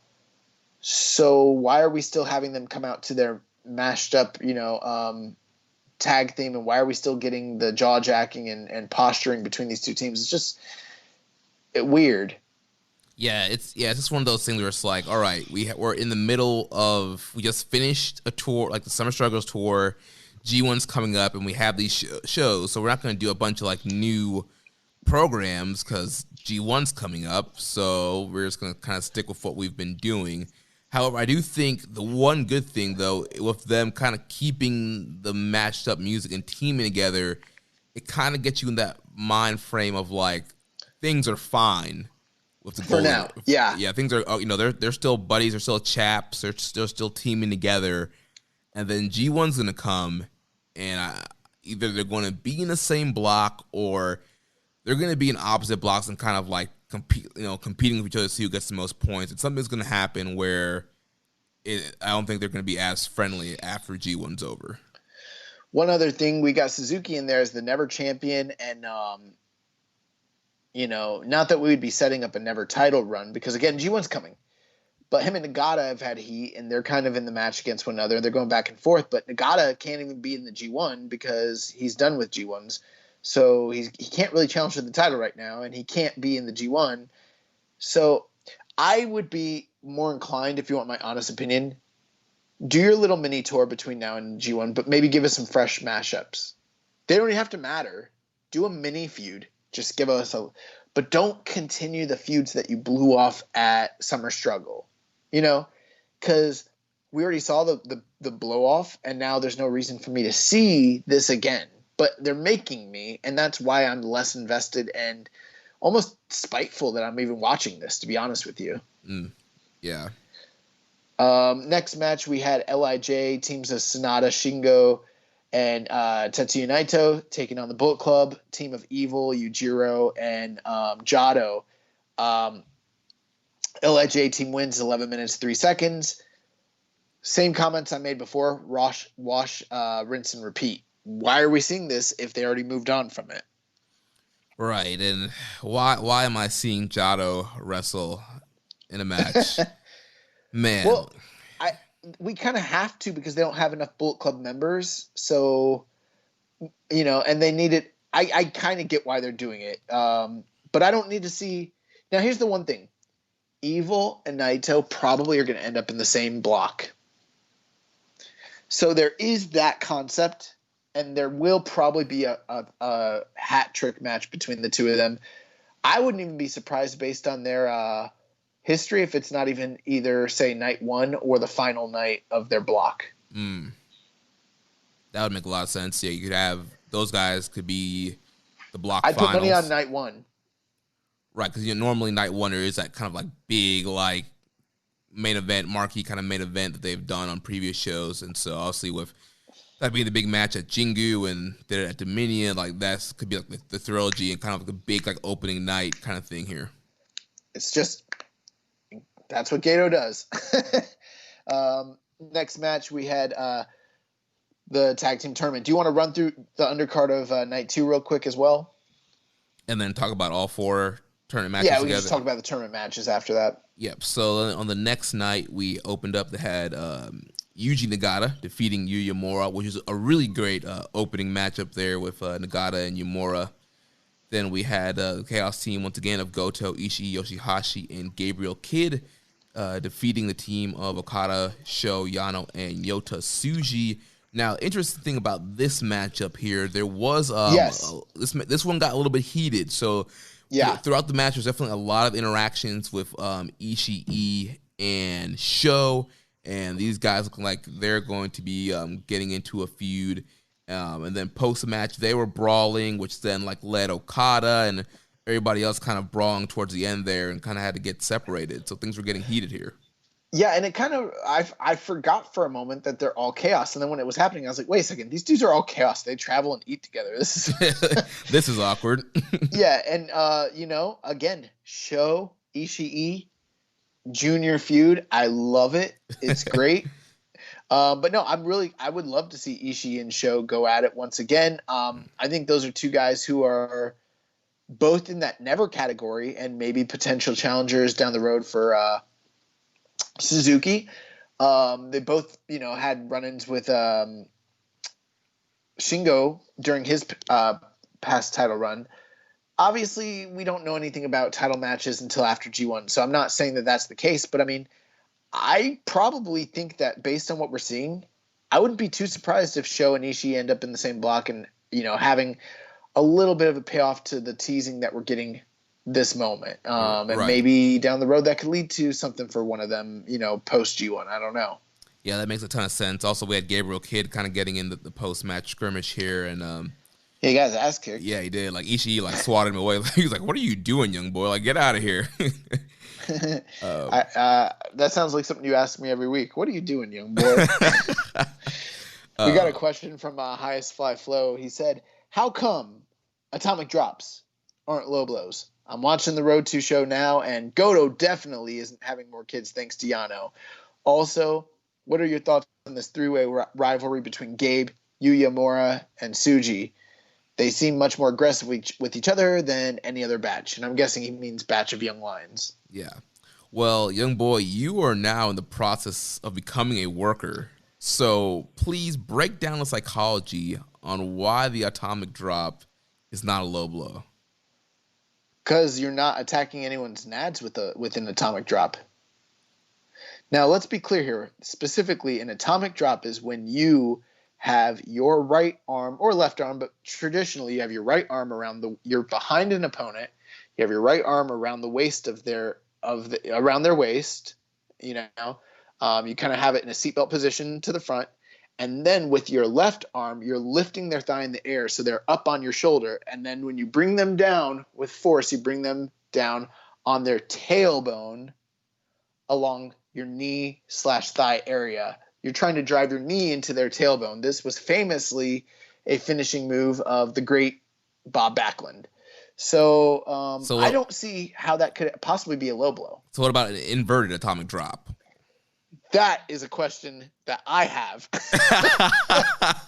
Because I have gone to my trainers and I've been in class and I've been like, guys, so let me ask you, what's the kayfabe reason that the inverted atomic, and maybe he meant the inverted atomic drop. Maybe, yeah. Because the inverted atomic drop is where you go down, you lower yourself like you're going into a double leg position. You grab the person behind both either thighs or preferably behind the knees. You lift them up in a straight up motion, and then you bring them down. From what I've been told, the kayfabe reason that this is not a low blow is because hypothetically you are attacking with the knee, not the thigh, and the knee is also attacking, quote unquote, the tailbone. Because it's an inverted atomic drop. It never looks that way. What it looks like to me is it looks like you're crotching a guy on his balls, just like if they were to get, Essentially, it's like you're just dropping their balls on your knee. You're like... Yeah, I don't know. I don't think there's a lot of people who have good inverted atomic drops that. And then the other problem is the sell. So many guys take the inverted atomic drop, grab their crotch, bring their knees together, and jump up and down like they just got dropped on their balls, and then the referee looks like an idiot and turns a blind eye to it. So that's one of those things where, like, if I was a wrestling booker, I wouldn't tell people how to wrestle, but I'd be like, yo, don't sell that shit that way. Then to the second part of his question, talking about the feud between Gabriel Kidd, Yumura, and Tsuji. I'm loving it. I love when the Young Lions have feuds and have stories going on. And we've seen this in the past with some other Young Lion classes since we've been doing this show. And, obviously kind of like what we're seeing in the LA dojo, these guys are trying to establish dominance and prove who's the top of the class. Tsuji is right now labeled as the head of the class in the New Japan dojo. And so he's trying to, hold his spot as the captain there. And then you have Gabriel Kidd, who's actually, still representing the LA dojo. And so he's trying to prove, what he learned in the LA dojo is better what's learned in the New Japan dojo. So you got that whole twist there. And then Yumura is trying to outclass Tsuji, and then also trying to stand up for New Japan dojo against Gabriel Kidd. So it's some great stuff here. Yeah, you've done a great job kind of encapsulating the motivations between the three and why they seem to be beefing. The other thing is they're the only three Young Lions left in Japan, so that's part of it. It's born out of necessity, and that also kind of creates a vacuum because they're the only three that are there. There's limited opportunities. It has created a lot of chances for the three of them to do quite a bit that they normally wouldn't have, just given the current climate that they're in. But one other thing is Tsuji and Yumura are they showed up in New Japan on the same night. They debuted against each other. They've had the most career matches against one another, far outweighing, most other Young Lions that they faced off against. So Gabe is kind of just thrown in there, like you mentioned, from the LA perspective, but that's kind of just a little caveat or wrinkle in the ongoing Yumura Tsuji feud that has literally been transpiring for 2 years now. Right. But I'll tell you this: I wouldn't say that this is the most aggressive or heated Young Lion batch or feud that I've seen. I can't say that it's any more or less because since we've been covering New Japan, the Lions, no matter what generation it's been, they've just been literally super heated, just fucking each other up all the time. So, yeah, I wouldn't say I'd go that far, but I love what we're seeing. So yeah, I like it a lot. So moving on, we had Sugun, Doki, Minoru Suzuki, Taichi, Zack Sabre Jr. defeating Golden Aces and Tenkoji. Then we had kind of the same thing we said previously. Yeah. And then LIJ, Sanada, Shingo, and Naito defeated Bullet Club of Evil, Jado, and Yujiro. 8 minutes, 48 seconds. Once again, very similar to the match on the previous night. Yeah, I think it's interesting that we're seeing Evil's pin eaters take the falls. Obviously, Sanada, Shingo, and Naito are like a super team, so those guys are not taking any falls unless you're really trying to set something up. But very often in New Japan, yeah, and you will, or I'm sorry, what? No, go ahead. I was going to say, very often in New Japan, you will see where someone who is getting ready to get a big win, who's already been established, like an Evil, they'll send them down a little bit of a losing streak, you know? He's obviously not taking the pinfalls, but his team is losing. And if it turns out that we're going to get a rematch between him and Naito in the G1, him taking these losses now to basically showcase the strength of Naito makes a lot of sense. If in fact Evil is going to beat him in the G1 on like the early nights, which I think is a high likelihood, honestly. Right, and that could set up a fall title match between those guys before Wrestle Kingdom. Plus, last point, a lot of those guys, Sanada, Shingo, Naito, they're all going to be in the G1. I can't say the same thing about Jado, and I don't know for sure about Yujiro. So, right now, some of these guys like, Sanada and Shingo getting pinfall wins and submission wins and stuff, that's also heating them up for the G1. So it kind of makes sense as well. Yeah, one thing I want to note, too, is I think that Shingo and Sanada work really well together. I know on the show we've always talked about how LIJ as a unit are very cohesive, and no matter whether it's a tag, 6-man, 10-man, whatever it is, they usually all work really well together. But I just felt also Shingo being the most recent member, not being there as long, I feel like him and Sanada have really great chemistry, and just we're pulling off some really cool double team maneuvers in both matches here. Chemistry is very important, but also you got to take into account where did Shingo come from? Dragon Gate. Bro, Dragon Gate has the best tag team, like high speed, fast paced, natural instinct tag team wrestling in the world. Like they just do. And I can't think of anyone that's ever like come to New Japan from Dragon Gate that wasn't a fantastic tag team wrestler. And he spent his whole career there. So I'm not surprised whatsoever. We had a question here from Reddit user, Natus_EST_N_SUHT. So, what are the odds we'll have separate IWGP Heavyweight and Intercontinental Champions by the end of October? At some point, NJPW will need to split up the belt and develop a storyline heading into the road to Wrestle Kingdom. I think you're making some bold assumptions there. That they ever have to split these titles up. They don't. That it has to happen by October. It doesn't. And, I think you're right. There will be a story heading into Wrestle Kingdom. My opinion, personally, it's too late for that now. There's not enough time, no matter what you want to do. I mean, Naito talked in a press conference about wanting to defend the two belts separately. I could see that happening. But Naito's not dropping either of those belts before Wrestle Kingdom at this point. We're what month? We're in September. Yeah. We got a G1 that's going to last through October. At best, we've got maybe another major show in October, but most likely we've probably got one major show in November to take us to Wrestle Kingdom, and then that's it, maybe a second one in December, depending on the calendar. He ain't dropping a belt. He's not taking a pinfall loss to anybody between now and January. It's not happening. So no, they're not going to be splitting those belts up. I don't even know, if you don't want this guy taking pinfall losses, I mean, you can make him look really strong by booking him in 2 separate title matches and having him successfully defend both. But it might just make more sense long term for him to continue to defend both belts. And maybe they should just merge the 2 shits at this point. I didn't want them to, but they might just need to. Yeah, I was going to ask you, at this point, do you think it should just become IWGP Double Crown, or do you think down the line they should still separate them? I always thought they should have separated them. The only way that they can separate them that makes sense to me is where he saves face is what I recommended in January, that he says, hey, I had a long run with this white belt. It served its purpose. I was happy to defend it. I'm glad to have had it. But at this point, I've outgrown it, and I'm going to vacate it. Mm-hmm. If he were to vacate it at this point, after having had many successful defenses, regaining it, what more does he have to prove there?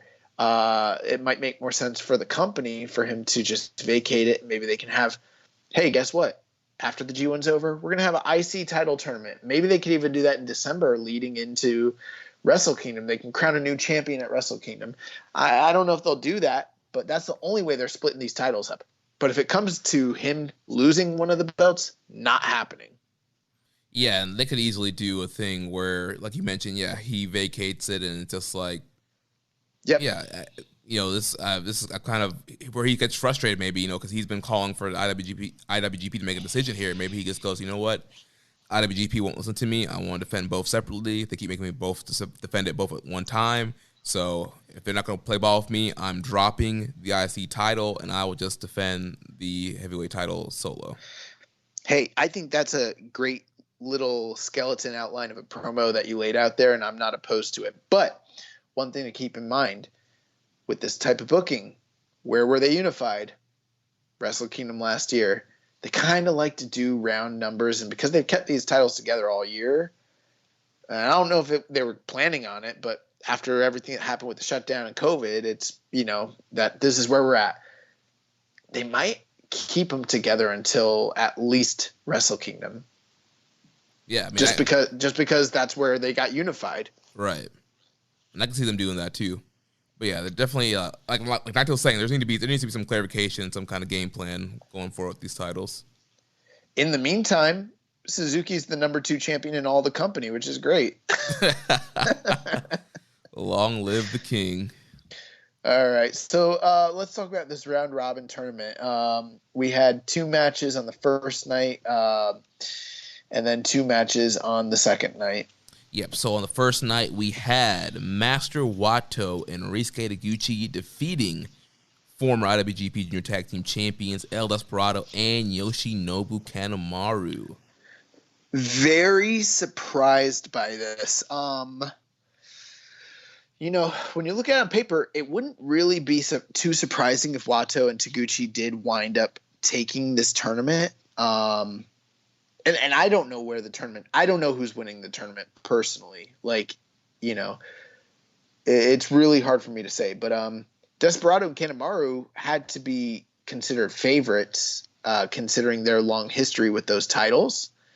And the fact that they're literally the only established tag team, or at least the most established tag team in the tournament. And the fact that they took a loss night 1 to Wato and Taguchi was, to me, a little surprising.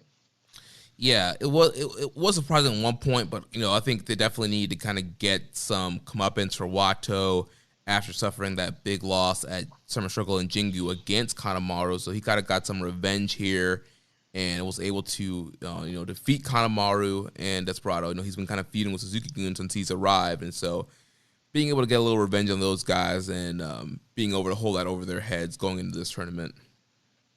Yeah, I guess that makes sense when you brought that up. The fact that he just recently lost to Kanemaru at Summer Struggle, maybe that does kind of make sense. But I don't know. I kind of, again, I went into a mode where I was like, okay, Summer Struggle was the end of an arc. That arc is over. We're moving on. And instead, it kind of seems like this is a little teeny tiny extension of Summer Struggle.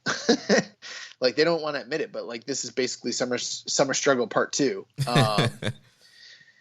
But yeah, it was good to see Wato and Taguchi kind of get the big win here. 13 minutes 26 seconds. I didn't think the match was great, but they got two points on the board. So yeah, it's a good little match. I think Taguchi and Wato are working really well together. I like their finishing double combo there. They do a Dodon into the RRP, which is or RPP, which is Wato's spiral tap maneuver.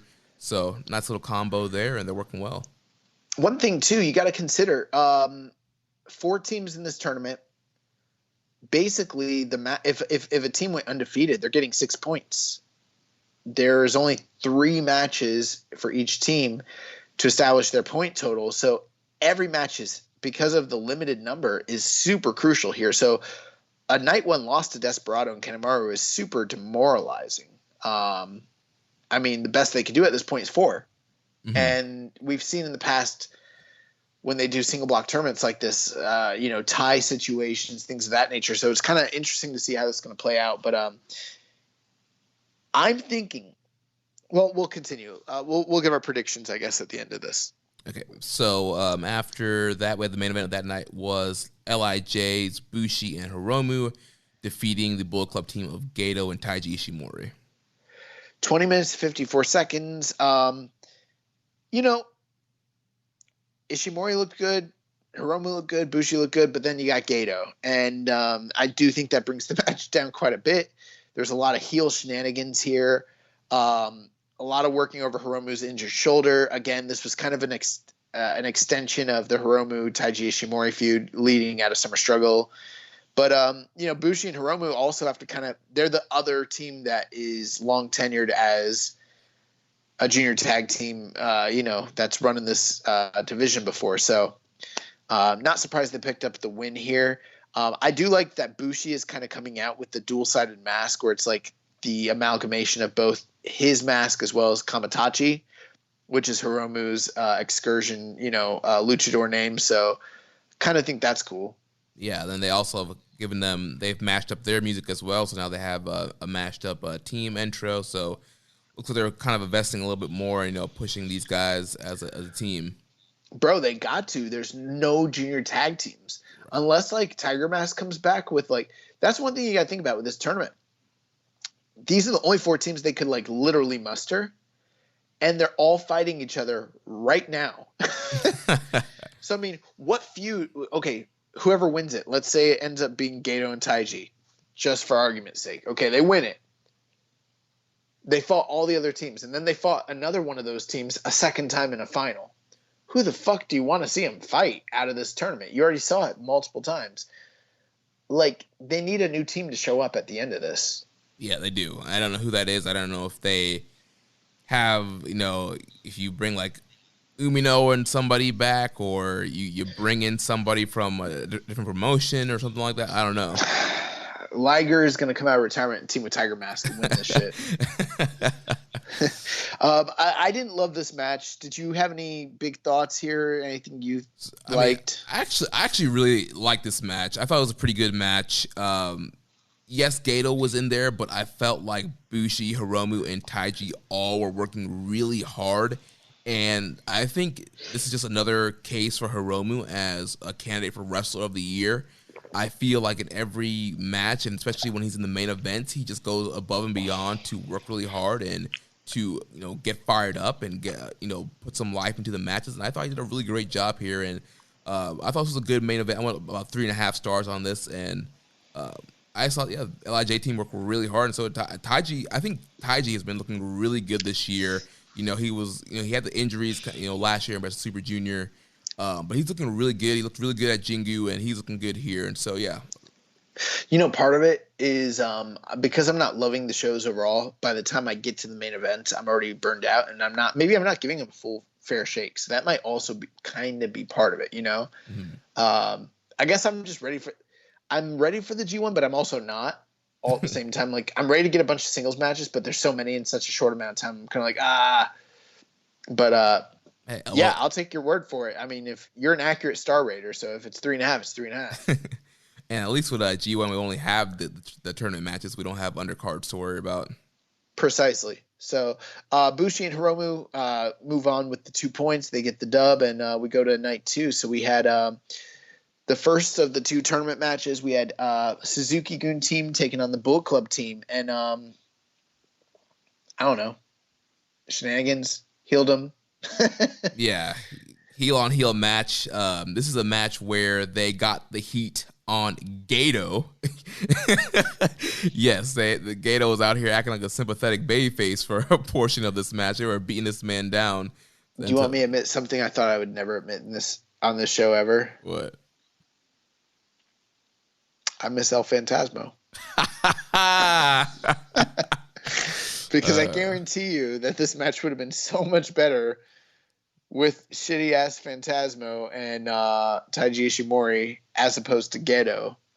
In fact, they had a match last year, I believe, at the World Tag League or the Junior Tag League when it was these 2 teams. But, we had Phantasmo, and I actually liked that all heel showdown. It was like night 1 or night 2 of that tournament. But I didn't love this match. Yeah, I didn't like this one either.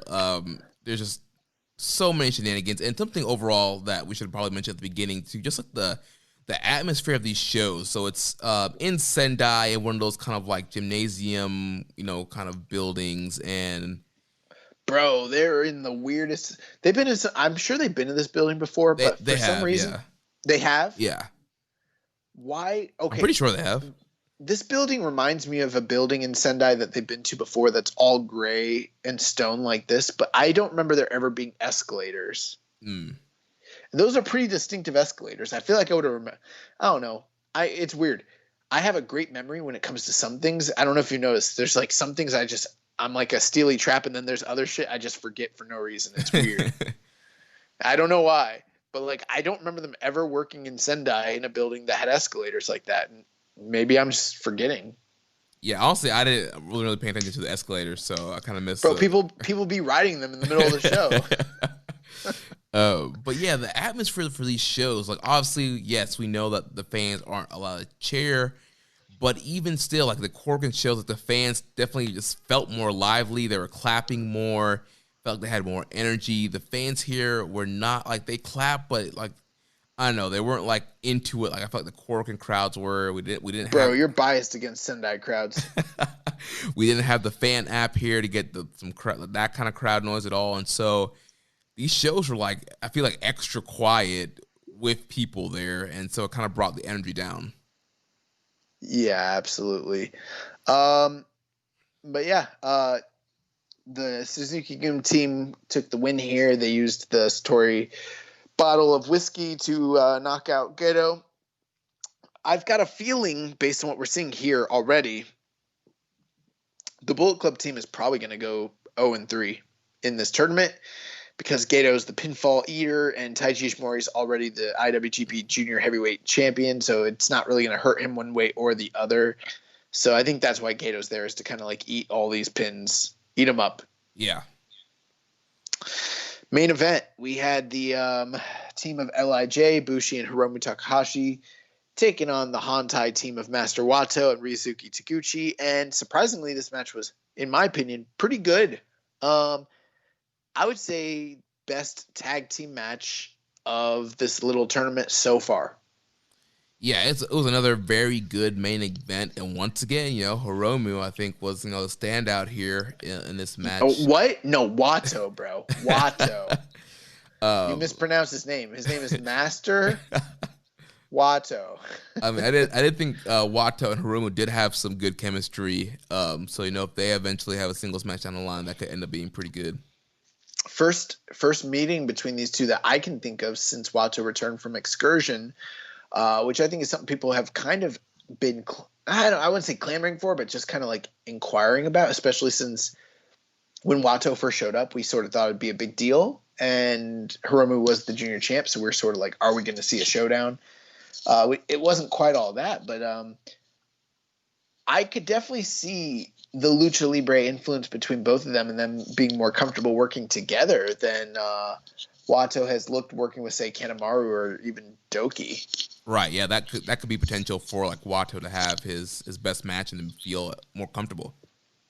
Again, like you mentioned earlier, Hiromu is, just incredible. So that makes sense. Taguchi was working really hard. Big match Taguchi. We saw him do his dive over the top rope to the outside, that plancha. All these guys were just really on. Bushi was on. 18 minutes didn't overstay its welcome. I would go 3.5 on this match. I thought it was very good. I liked it much better than night one's, finale. In fact, if I were to give you a recommended match from either of these shows, this is the only one I really recommend personally. Yeah, I would recommend both main events. I like both of them a lot. Something else we got to mention too, Bushi and Hiromu. I don't think they were doing this tag finish. Oh, it's a new finish. Yeah, I'm pretty sure they weren't doing this before. They're calling it the LAT. It's like this a roll-up thing into a double face buster thing. Yeah, I've never seen it before, and Hiromu had LAT on his new tights or trunks, and I didn't even know what that was. Like, I didn't know they were calling that move LAT until you literally just said it on the air. So I've literally been sitting here and wonder, like, what the fuck is LAT, and why is it on his trunks? Like, so they hit the LAT, they get the win here, and they advance with 4 points. So now we have LIJ on top with 4 points. We have Taguchi and Watto with 2 points. We have Suzuki-gun with 2 points, and then Bullet Club with 0 points. Okay, so what is left in the tournament then?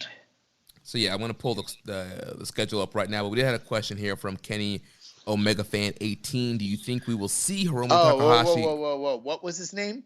Kenny Omega Fan 18. Bro, you have to ask questions to Everything Elite. That you're asking questions to the wrong show, wrong type of fan. Kenny, he's not even allowed in the country. He asked, do you think will we see Hiromu Takahashi versus Master Wato in a singles match? Ever in life? Yeah.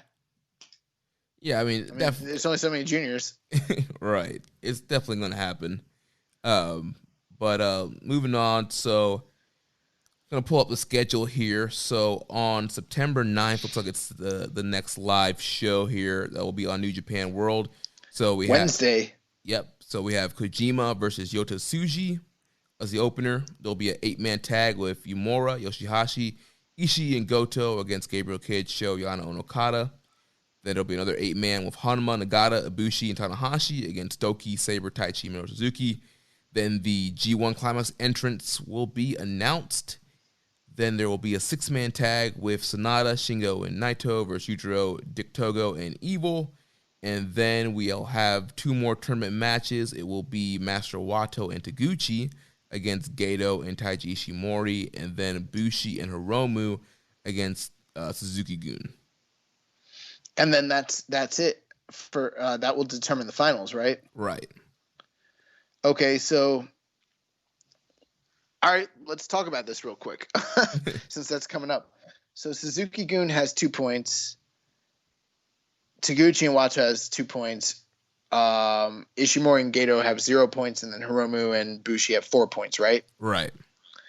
Okay, so we got Suzuki-gun against LIJ on the final night, and then Hantai against Bullet Club the final night? Yeah. Okay. And what's the rules? The 2 teams with the most points face off on the finals? Correct. Is that going to be on the 11th? Yes. Okay, so that's not happening. Okay, it's before the G1. I mean, okay, so let's throw out some scenarios. Well, worst case scenario, if Taguchi and Wato win and then Suzuki-gun win, they'll both end up with 4 points and be tied with Hiromu and Bushi. We'd wind up with a 3-way tie. Is there any tiebreaker or eliminator thing there that would get? Not that we know of. I would assume at that point we'd probably wind up with a 3-way match. I mean, that seems like it could be a possibility. The other thing is Ishimori and Gato, they are completely eliminated. So if they win their match against And just to kind of, okay, they're going up against Taguchi and Wato. Yeah. If they win their match, they're playing spoiler, basically. Exactly. They'd wind up with 2 points, and Taguchi and Wato would wind up with 2 points, and then that's that. I don't know. It's a tough one because it's like, think about it for a second. And Desperado and Kanemaru only have 2 points, right? Correct. Yep. So if hypothetically Ishimori and Gato beat Taguchi and Wato, right? They wind up with 2 points. Taguchi and Wato wind up with 2 points. Then at that point, Desperado and Kanemaru have to beat Hiromu and Bushi to basically bring both of those teams up to 4 points. Otherwise, if Hiromu and Bushi go undefeated and go 6-0, those 3 teams would be tied at 2-0. Right. And then you would have to do like a 4-way. Something like that, or some sort of tie eliminator. It just gets really convoluted. That's why I don't like these single block tournaments personally. There's always the chance Taguchi and Wato win, and then Hiromu and Bushi win, and then we just get the match between those two. I'll tell you right now, I'm leaning to a 3-way. I don't know. I'm just leaning to a.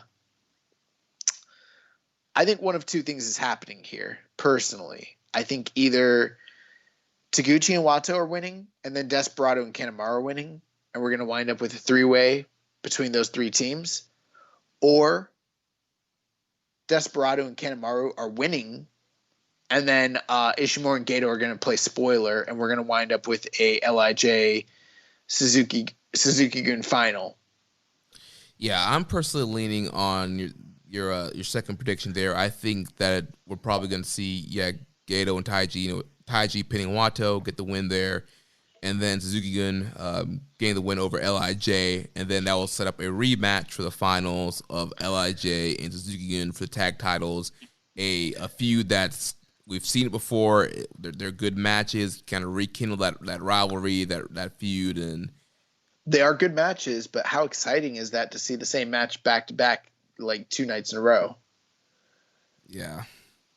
I mean, they can, and there's probably going to be a fuck finish. Like Desperado and Kanemaru will probably use the bottle, whiskey bottle. Right. I would say Bushi spits something, but they're not doing spit. That's not COVID friendly. But that you're probably right. I mean, I think that's the most likely scenario. I think a 3-way is the second most likely, but I think LIJ against Suzuki-gun probably ends up being, the final feud. And then after, but that leads me to think ultimately if Suzuki-gun is cheating on the first night to get into the finals, you're probably going to see Hiromu and Bushi get some sort of comeuppance to, win the titles on the final night. Yeah, I could totally see Bushi and Hiromu winning the titles. Which is interesting if you think about, we'll know more, say, probably by the time a day after the show drops, we'll know more Wednesday about, like, who's going to be in the G1. I was sort of thinking Hiromu was going to be in it, or even Desperado. But the way it's looking, like, I don't know. I don't know if, like, being a junior champion is a good omen for you if you wind up going into a G1 climax, even if it's just not. Yeah, I mean, because you definitely, obviously, regardless, you're still a junior, but definitely with a junior title, you're definitely looked at as a junior, and your potential of getting a lot of wins is not very high. Yeah, so I mean, there is a chance Hiromu and Desperado might not be in it. Yeah, it might just be like, I feel pretty strong Show is for some reason. Well, what they've been heating up with him and Ishii, it makes a lot of sense that those guys would end up in the same block. But so I mean, what is your gut instinct? So I think we both think we're winding up with a Suzuki-gun and LIJ final. You think LIJ is taking this?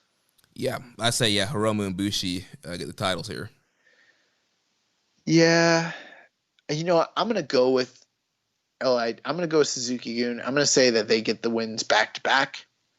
both nights, so that maybe Hiromu can go into this G1 unfettered. Yeah, we'll see what happens there. But that's more wishful thinking than anything else, because I'm like, I don't really want. I don't know. I don't want Hiromu to be a junior champion. I don't know. And then you think about what does that mean post G1? Does that mean he has to defend the junior tag titles at Wrestle Kingdom, or he'd have to drop them pretty quickly after G1 if they want to do something singles for him at Wrestle Kingdom?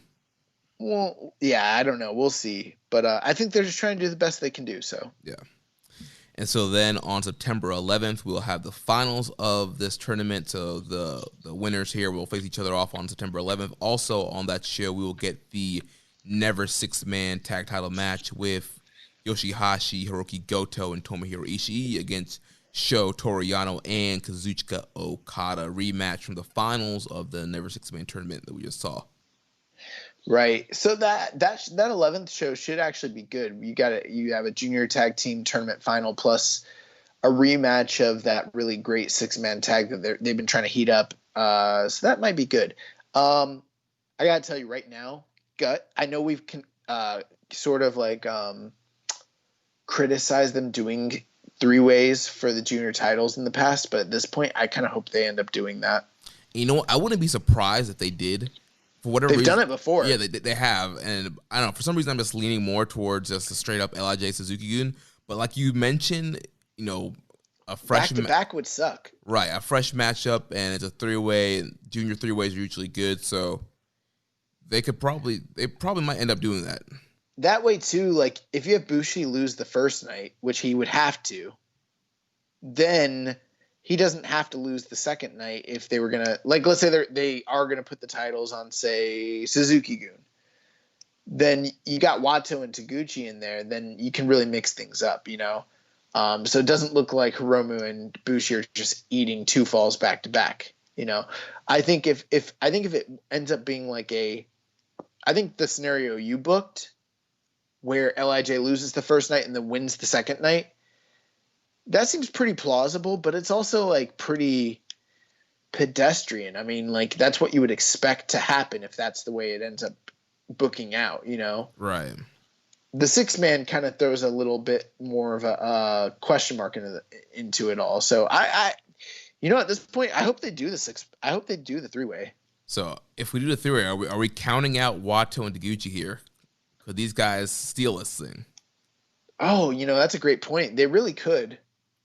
The thing is, this tournament's not that important, so yeah, they could. Why not? And then you give something for Wato Taguchi to do. You can kind of have Taguchi kind of learning from, or Wato learning from Taguchi. And then if they do that, they can continue the Wato, Kanemaru, and Desperado feud just a bit afterwards too. You know what? I'm gonna change my. You've actually changed my mind here. That's what we're getting We're getting the 3-way, and then Hantai is winning as the underdogs, and yeah. Wait to the grand coaches. Yeah, and then that way Desperado and hypothetically Hiromu can both be in the G1 without a title. So I love that. Let's do that.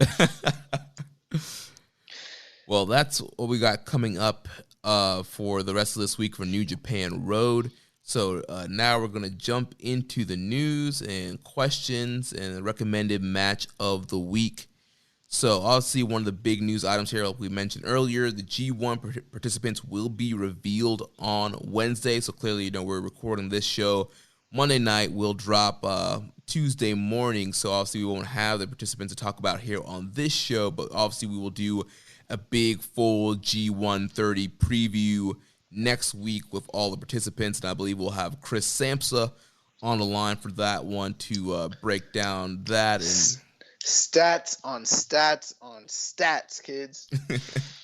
But we did have a ton of questions here about G1. Thank God to save this episode. So yeah, thank you listeners for sending your questions in. So first, let's start it off here from Reddit user psan91. Says, do you think there's any substance to the rumors going around that 2 foreign talents are already in Japan quarantining for the G1? I guess we will find out on the September 11th Corgan show the full lineup and matches for this year's G1. What do you think? So I know I have heard a couple different sources saying that they're rumored that there are people, at least one. I didn't know two, but there are at least one foreigner that's been in the country quarantining and will be ready for G1. Not sure which foreigner that is. I've seen Toa Hanare kind of teasing some stuff on his Twitter. There's a potential of it being Bad Luck Fale. One interesting name that's obviously been talked about is Will Ospreay, and I know me and you talked about this yesterday. There's going to be another Epic Encounter show that's coming up, and I know we were discussing whether it was taped or whether it was live, and you read something where it was saying it was going to be a live pay-per-view. But then yesterday, again, I was kind of looking at RevPro's site and Fight TV, and the show is going to be on the Fight TV On Demand and not like the normal Fight TV live kind of broadcast. And so, again, I'm still kind of wondering if somehow there's just not clear communication on whether that show is live or not, and if that Ospreay match is already taped and Ospreay's already in Japan. That's a great question. When I was doing research, because we try our best to keep up with the one of the categories we have is the excursion match of the year, which is basically keeping track of any match that happens outside of New Japan involving a New Japan talent that might be of a high enough quality to, be nominated for excursion match of the year come award season. This is something I periodically work on. And I noticed that Will Ospreay was working some matches for RevPro. One of those dates is Sunday, September the 13th, which is literally like a week before the G1. And given what we know about travel restrictions and the quarantining protocols and everything like that, that would indicate hypothetically, if this show is in fact live, that he doesn't plan to be in the G1 and won't be taking place in it. Now, I tried to do some research today, and what I saw was that they only announced the card for the show 4 days ago. And the reports I was reading were indicating that this show is live on pay-per-view. But that could be mistaken. Like you mentioned, it could have already been taped, and I just don't happen to have the proper information here. I tried to look more into it today once you kind of like raised some doubts. So I don't really know what the answer is, to be honest with you, because they're not selling tickets, and that's usually the way I would gauge this sort of thing, as I would look to see, okay, like they're going to be selling to the crowd, so we can kind of tell what day it actually happened. And because that's not the case, and everyone's kind of tight-lipped on whether this is taped or actually happening that day, I don't really know, to be honest with you. Yeah, the weird thing for me was just the Fight TV promotion, it being promoted as Fight On Demand and not like this is a live Fight TV broadcast. This is a situation where I would like to be wrong. I would like to be wrong that it's not live and that it was already taped and that, Will Ospreay is making the necessary adjustments. Him and B. Priestley, they have their residence in Japan at this current time. So there have been, we're not experts on the travel restrictions and everything, but there have been reports that if you have residence in Japan, you might be able to get back into the country at this point. So hopefully that's the case. I mean, the G1 would be much better off with Will Ospreay in it than not. Yeah, I agree with you, which is very interesting, which leads to our next question from a Reddit user, why did you do that, bro? So does Ospreay still deserve a spot on the New Japan roster after all the shit he did was confirmed? Okay, great question. I know that I just said that the G1 would be better off with Will Ospreay on it. And in fact, from a wrestling perspective, it would. Because I think Will Ospreay is one of the greatest wrestlers of a generation, especially in the past year or so. But when we got this question, Jeremy, I know it's our job to kind of keep up on what's going on with New Japan. When Speaking Out was happening, it was a whirlwind. I mean, so many accusations, so many different things. And honestly, New Japan never really addressed any of their contracted talent that had any sort of allegations surrounding them. Not that there were a lot, but there were a few that like literally just flew under the radar. The most high profile of them was Will Ospreay. And at the time when it was happening, I think you and I both, especially me, I think I went out and made a statement, and I was like, at the end of the day, it's a tough situation because you want to believe victims. You want to have a safe space where someone who's been victimized can speak publicly and name their accuser and take back their power and everything. But you also want to, like, I believe in this American concept of like innocent until proven guilty. I think it's important that someone be able to mount a defense and also, not necessarily have their life ruined by something that maybe hypothetically didn't even happen or they didn't even do, because we don't know the hearts and the intentions and the motivations of every single individual person. And I'm not victim blaming when I say that. It's just that's the case. Sometimes humans lie. It's happened in the past. I'm not saying it's the norm or the rule, but that is the case. But Jeremy, I got to tell you the truth. Once I started looking into this, once I read this question, and once I did my own research, I think Will Ospreay did that shit. I really, really think he did. Yeah, it's tough. I mean, there's a lot. I don't think it's tough. I think he did this shit. I think it's pretty provable. And the whole reason I went into that diatribe is because I am someone who will not go out on a limb and say for sure whether someone did or didn't do something unless it's really proven.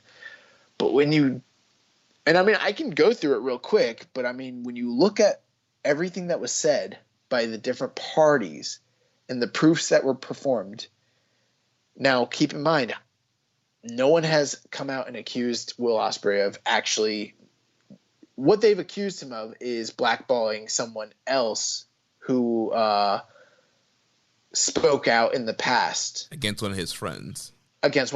And he was defending that person, and hypothetically the accusation was that he was derailing that young lady, Pollyanna's career, because she spoke out against his friend.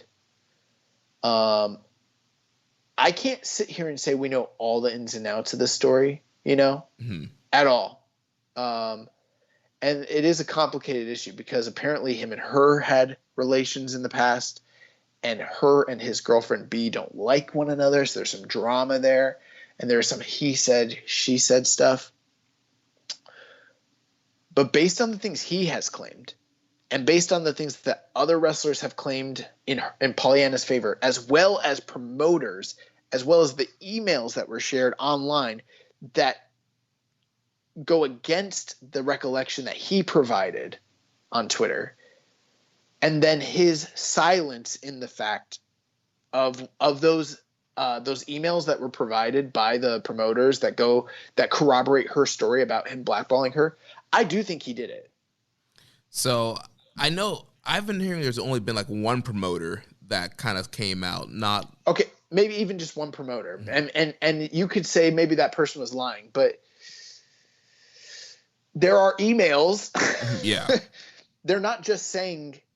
They didn't just say, "Hey, she's telling the truth." They said she's telling the truth, and we had an email exchange about the issue, and here they are. Right. And they're dated, and the dates are way further back than what Will provided on his public appeal initially. We don't know all the details, but I don't think he's guiltless is what I'm saying. Right. I don't know the extent to what he did, but he did something, bro. There's something there, but at the end of the day, like, New Japan is probably not gonna like do a deep dive on this, and it's probably not gonna affect his stance in the company. It's not. It's just not. Like, they didn't do shit when Michael Elgin had his issues going on. And you know what's funny? I feel very confident New Japan knew about it because they kept him off of every War of the Worlds. I mean, obviously him and Ring of Honor had their issues as well, but like, they kept him off of every ROH show. They kept him off of every England Rev Pro show, and every single U.S. tour that they did while he was with the company, he was not on. The only one that he appeared on was during that Long Beach show where he was in the U.S. title tourney. That was it. Right.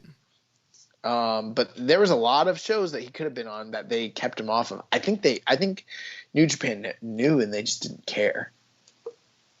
Yeah, which is, not the best situation to be in for New Japan. It's weird because if you cheat in Japan, we saw what happened with Taka recently. We've seen what happened with Taichi in the past and other guys. Obviously, they kind of covered it up when it came to Shibata. But, it's a big deal over there if you're a Japanese guy and you do that. But, like, for some reason, I don't know. There's a double standard when it comes to Westerners. But they also, if you did that, if you did something, sexual allegations, whatever, and it becomes public knowledge, like we've seen at least a pattern where they won't use you in the States. Right. Maybe because of fear of like reprisal or upheave, like from the crowd or something like that.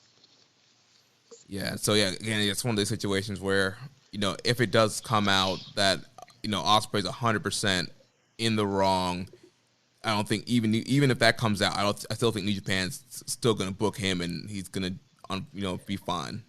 Well, I don't think it's ever going to come out, and I'm not justifying what he did or anything like that. And I hate to like compare, and maybe I'm not even the person that's qualified to do that. What he's being accused of is truly actually a really awful thing, like completely. But it's also not, there's just degrees of different things, I don't know. I don't know. It's not for me to say, I guess, one way or the other, like, because I don't know if he's learned from this and grown from it and maybe changed, or if like he got caught and he's upset now that he got caught and now his whole shit is blown up in the UK. Like, I don't know, but like the one thing I feel pretty confident about after really looking into it and reading everything, I think he did it, bro. I think he fucked that girl's career up to cover for his friend. And also the tweet that he shared all those years ago, I know he took it down and everything, but like it did speak volumes. Like, I think he thought she was lying. This is just speculation, but I think he thought she was lying and his girlfriend didn't like her and he tried to fuck up her career. Yeah. I mean, it's one of those things, like, obviously, like, there's no excuse for defending rape, but if it's your good friend and the story comes out, of course, your initial reaction is probably going to be to defend your friend and not try and look into if your friend actually did it or not. One thing I will say, I said earlier that I think everyone is innocent until proven guilty, but I also think that if an allegation is made, that needs to be taken extremely seriously and truly looked into to the full extent.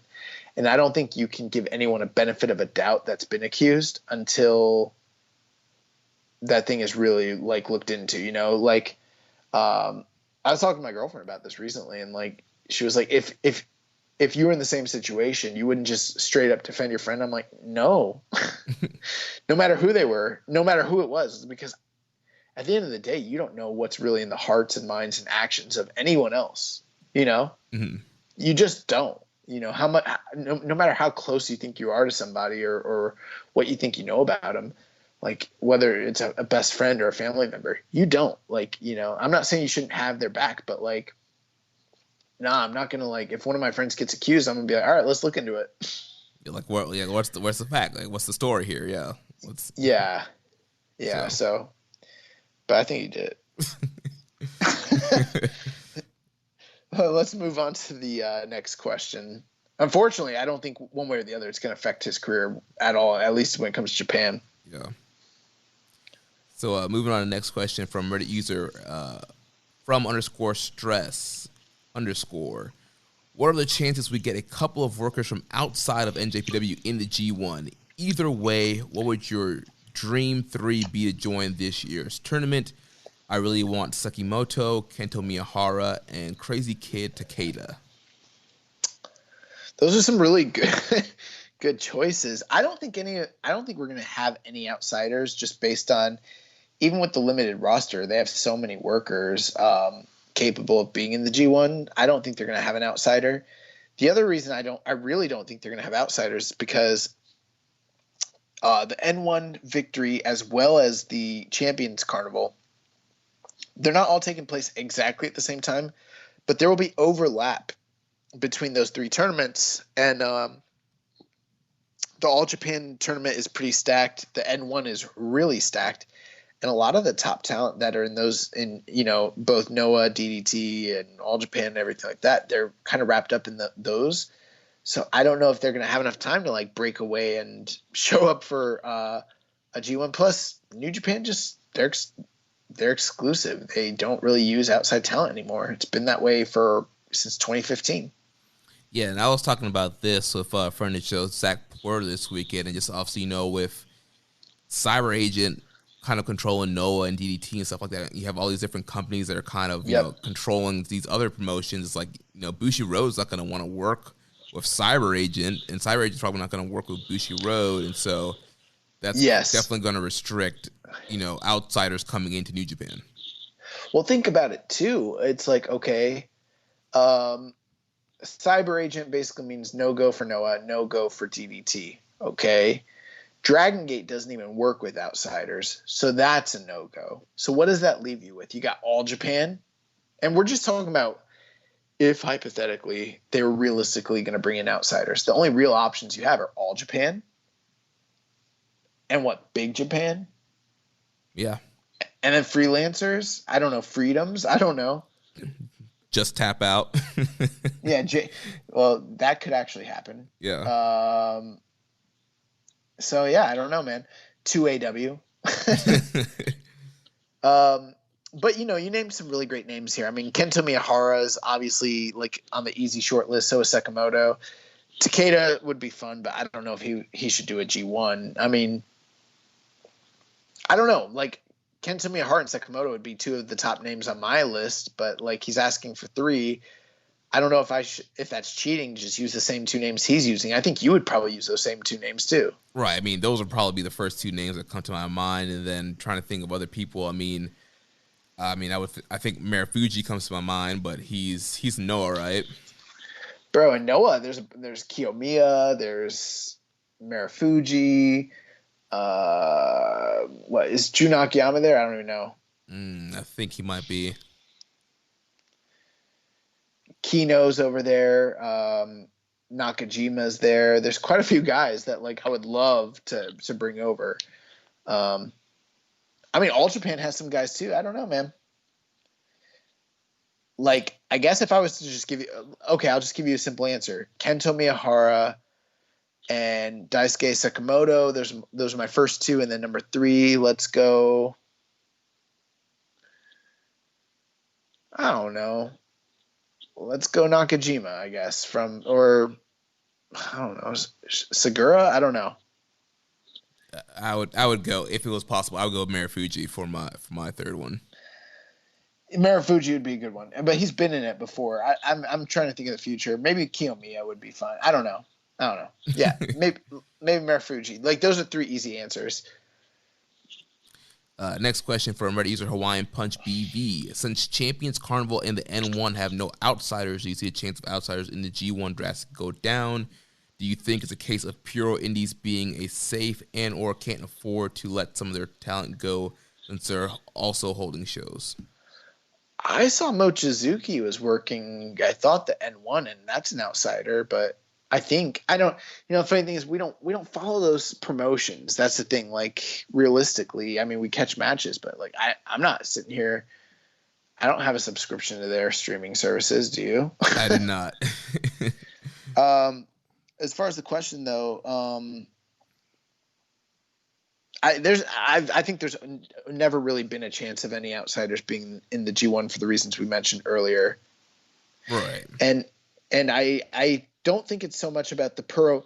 The funny thing is, I think other people are worried about, like, oh, if the Puro indies, have people showcase New Japan, they might get poached or something like that. But I don't even think that's the case. I think it's just New Japan doesn't want to give any kind of shine spotlight or recognition to any sort of outsider. Like, they don't need to. They're almost like, I hate to compare it, but like they're like WWE in Japan. Like, why would you're never going to see WWE at this point bring in a guy from AEW or MLW or, unless they're signed exclusive. They're just not going to. And I think that's how New Japan is at this point.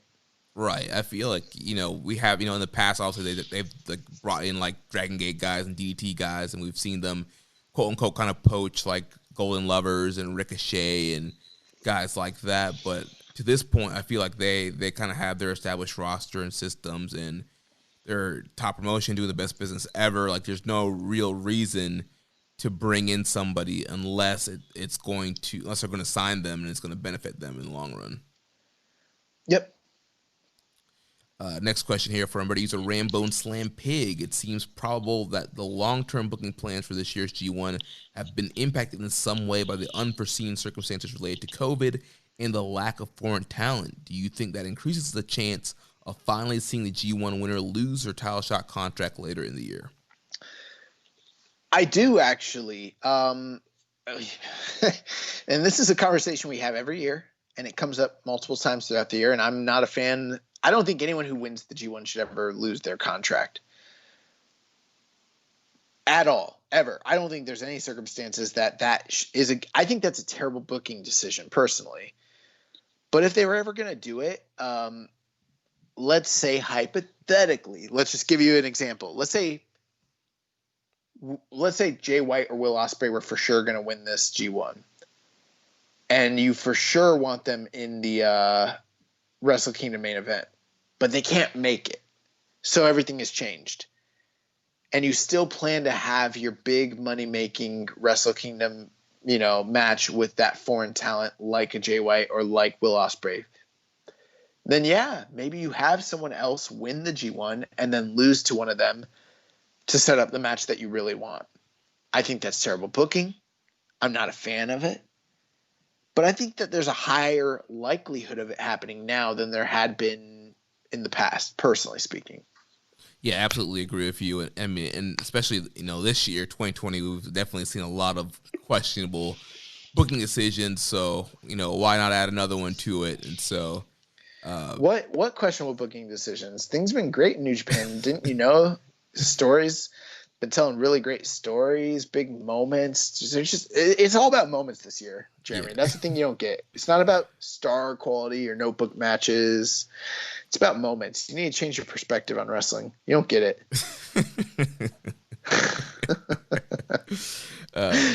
But yeah, I do agree. There's definitely increased the chance of seeing the G1 winner lose their contract, and I agree with you. I don't think it would be great booking, and I really don't ever want to see the G1 winner lose their shot. So, but we'll see what happens. Grunty Dodd asks, do you think there will be an 8-man G1 USA tournament on Strong in November? I hope not. Hell no. Bro, I swear to God, if New Japan Strong becomes the G1 in USA, the best of the Super Juniors in USA, the World Tag League in USA, I'm going to fucking disown that program. I'm going to pretend like it doesn't exist. I'm going to stop watching the shit. Listen, when we agreed to do Keepin It Strong Style, we agreed to cover New Japan proper. No one told me anything about an offshoot in America on Friday nights. You know what we had on Friday nights? We had Access TV. They were playing reruns of shit I already saw. This is some new shit. I didn't sign up for this. That is not my contract. We're covering that shit out of the goodness of our hearts. And if it gets ridiculous, and they decide to do an 8-man G1 with Dave Finlay, bro, what if it ends up being the DKC, Dave Finlay, Mysterioso, Carl Fredericks, TJP? Who else would be in there? I got 5 people in there. Fred Rosser, Fred Rosser, PJ Black, and for 8th, who's our kicker for the 8th person? Kenta. I'm not watching that shit. if that person wins a title shot, they can bring their asses to Japan, wrestle on a Road to show, and then maybe I'll talk about them. They better not do a G1 in the USA. I swear to God. I swear to God. Yeah, honestly, I don't think there's any.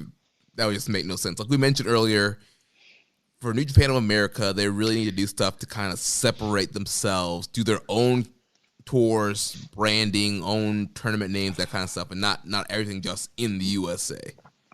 And then when Kenta wins that G1 in USA, Jeff Cobb's going to come out and beat him up and immediately challenge him for his contract in the fucking.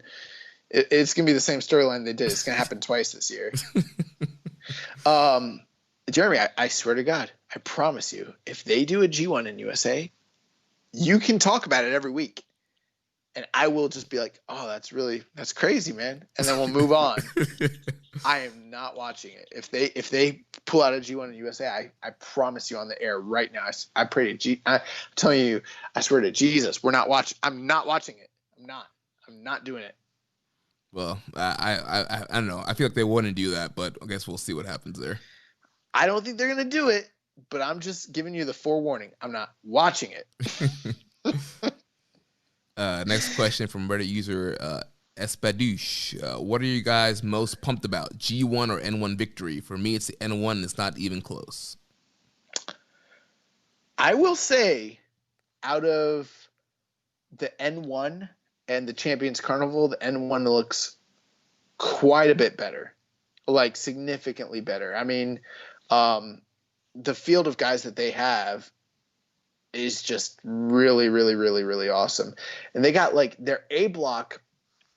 I can't remember everybody that's in, but the A block doesn't have as many what you'd call names, but they have so many different style wrestlers that it's like a super interesting block. And then the B block has like the heavy hitters. That N1 tournament is going to be great. But like, I got to tell you, and I mentioned this in the Reddit group. I like actually commented on this post. How could we possibly talk about what we're more excited for between the N1 and G1 when we only have literally dates for the G1? We don't have any names yet. We don't have any blocks yet. And we don't have any cards yet. Now, there's a chance the N1 ends up being better. They got a smaller field. They got some incredible matches on paper. There's a possibility that the N1 is the superior tournament. That is no cap whatsoever. It might actually be the case. But come on, man. Let's hold off until the G1 blocks come out. And then, once that B block comes out, we see like that it's the B for banger. Then we'll talk about it, But if they fumble and, they just don't have the stars and it doesn't look good, then, then we'll talk about it. But it's too early. Yeah, and like you mentioned, like we strictly follow New Japan. Like I have never watched N1. I've never watched Champions Carnival.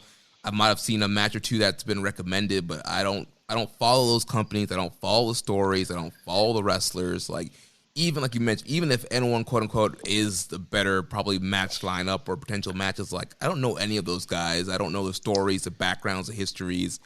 As far as like G1, I'm going to know everybody in there. I know all the stories. I know the rivalries, the history. I know the potential of match quality. So I'm going to be more excited about G1. Well, I'll tell you right now, A block has Go Shiozaki, Kido Kiyomiya, Masaki Mochizuki, who is from Dragon Gate, who is an outsider. I was right about the outsider thing from earlier in the night. Kato Kiyomiya, Masa Kitamiya, and Kazushi Sakuraba. Like right there's for me at least 3, maybe 4 names that really to me that's just super exciting. You got a lot of different styles there. And then in the B block you got Kino, Katsuhiko Nakajima, Naomichi Marufuji, Shuhei Taniguchi, Takahashi Sagura, and Yoshiki Inamura. You've got 4 proven probably future Hall of Famers all in the same block right there between Kino, Nakajima, Marufuji, and Segura. So that's a fucking killer B block. That tournament is literally stacked. Like it actually really, really is. So I'm not surprised at all that you'd be excited for the N1, but I mean, it's the G1 motherfucking climax, man. Come on. G1. 19 nights, 30 days. Fuck yeah. And it's G130, man. G130. Come on, man. Next question here. Kevin from DC says, in a time that can only be described as cruel and unusual, New Japan announced that participants in the G1 will be announced on Wednesday, September 9th. I say cruel and unusual because obviously they did it to mess with your timeline of recording the podcast. With that said, how many wrestlers would you consider Stone Cold locks to compete in the tournament? We still don't know anything about foreign wrestlers who may already be in Japan, so I don't consider them locks. Obviously, they may need to rely on wrestlers who were left out of last year's G1, but I wouldn't consider them locks either. What are your thoughts? That's a great question. I mean, I don't really know who I consider a lock. I mean, I guess we can go through some of the names. I mean, there's going to be, 20 competitors? Yeah, so I think let's pull up last year's blocks and see who we could consider. I was going to talk about, who's on the cards that we see right now, because those are the names that we know are actually in the country, Yeah. But I feel like a lot of the people that were in last year's tournament are also still in the country. Yeah. So but here's the thing, unless they're a lock, we shouldn't talk about them. These are only people that we know that, you're like, dude, it's a lock. They're for sure in it. Yeah. So not likely. For instance, I'll throw a name out there, Kojima. Right. I think Kojima's possible. Right. Even likely, but I won't call him a lock. So looking at last year's tournament, I think Kota Ibushi's a lock. Kazuchika Okada is a lock. That's 2. Tanahashi's a lock. 3. Sanada's a lock. 4. And Zack Sabre Jr. is a lock. Yep. 5. Then I think Hiroki Goto's a lock. Yep. Tetsuya Naito's a lock. Uh-huh. Shingo Takagi's a lock. Yes. Taichi's a lock. Yep. Tomohiro Ishii's a lock. We're at 10. And then Toriano's a lock. That's 11. So we got quite a few spots to fill up. Did I say Evil? Nope, you didn't. That's so Evil's a lock. What is that? 11 or 12? 12. 12. Okay. So we're at 12. So let's talk about some people that we think might be locks that weren't in it last year. Yoshihashi's in it almost every year, was not in it last year. I think he is a lock. Mm-hmm. That's 13. I think last year Minoru Suzuki was not in it, and he is almost every year. That was the first year he wasn't in it. He's a lock. He's a never champion too, so. Yep, that's 14 guys right there. Anyone else that's on the roster that's in Japan,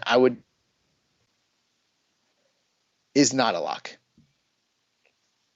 That means basically you got 14 guys that I think are guaranteed no matter what happens. They're completely in it. And that means we got 6 open slots. Right, and there's definitely a ton of directions they can go those slots. You can go Hiromu, you can go Sho, Desperado, Kojima. I mean, there's always God, why do I forget names? What's the one dude who wears the chains? He comes out to, Togi Makabe? Yeah, why do I forget names? Yeah, Makabe's definitely a possibility. He's been in most G1s for the past couple decades. Past decade. He's still filming the movie though. Oh, I forgot about that. Okay, yeah. Yeah, I mean, you just threw out 4 names right there. Plus, I mean, there's Hanma. I'm not saying Hanma should be in one, but you just never know. Yujiro. We're probably going to get people like that this year. Probably going to get a Yujiro. Probably going to get a Hanma. Someone like that. Yeah, need some pin eaters. Hypothetically, long shot Taguchi. I don't know, man. If I was going to round out those last couple. Okay, so we got our 14 locks. Let's just pretend, for the sake of fun, let's just say Jay White and Will Ospreay get back. Okay, so it takes you to 16. So you got 4 more. Who would those last 4 be out of the people that are left here? I mean, I would do Kojima. Okay, we're at 15. I would do Hiromu. Or we were at 16 already. So that brings you to 17, 18. I do Sho and Desperado. Yeah. Yeah, and there's your G1. That's a really great G1. Yeah, I mean. So yeah. it's great lineup there with those guys right there too. So yeah, that would be a fucking killer G1. Yeah, with just that lineup. Yeah, that's pretty exciting stuff right there. And there are some fresh matchups you can do there with the junior guys getting in the mix. We'll see what happens. I don't think we're going to be quite as lucky. I'm skeptical about the outsiders and the Gaijins showing up, but I mean, just looking at those 14 guys we have there, I mean, with the six slots that they have open, I mean, they can do some pretty interesting and compelling stuff. So yeah. Nice. Well, that wraps up the questions as related to G1. Then two other news items here. We had other questions. Yeah, not related to G1. Oh, sorry. Okay, my bad. I was like, we had a lot of other questions. I didn't even realize these were just G1 questions. Yeah.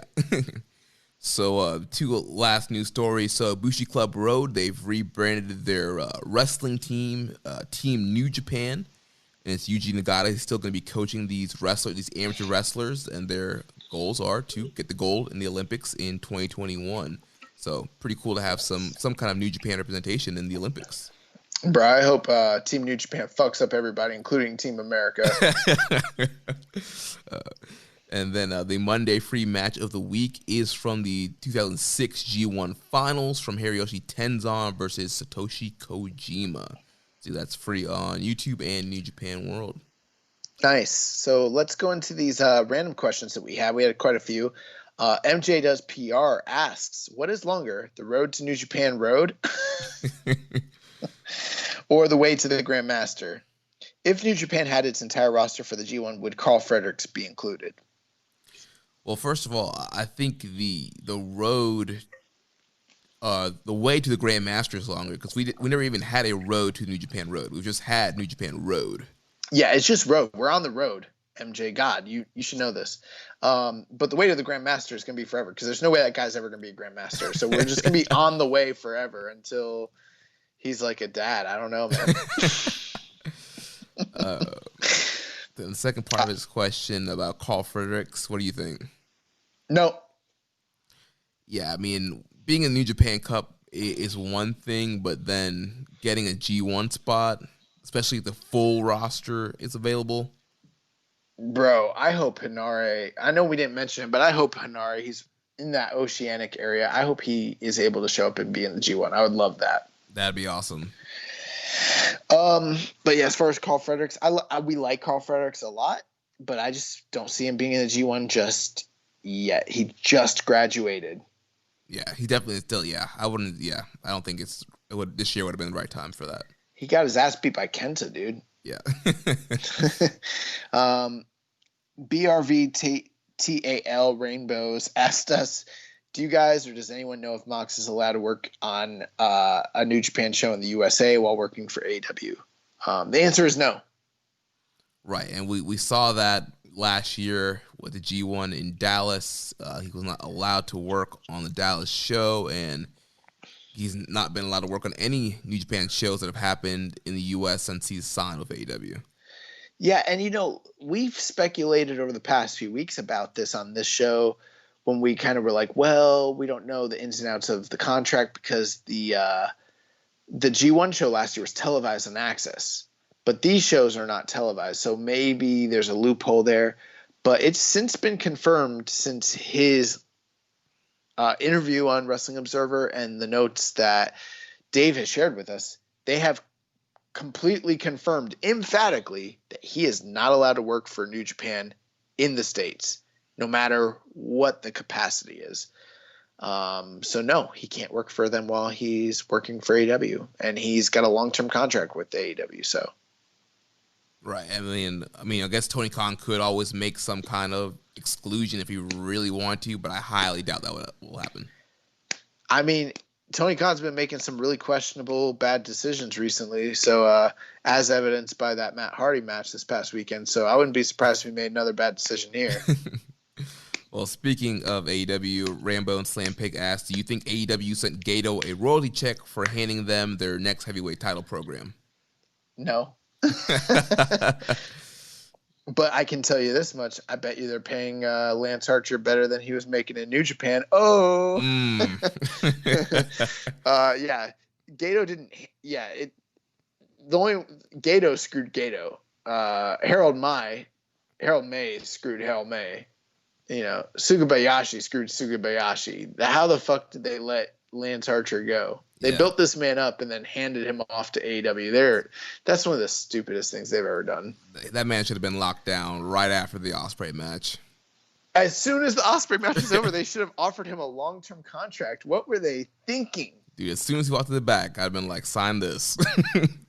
Bro, I remember we were watching that match, and James Boyd was like, if Vince saw this version of Lance Archer in 1996, he would have held the WWF title for a year.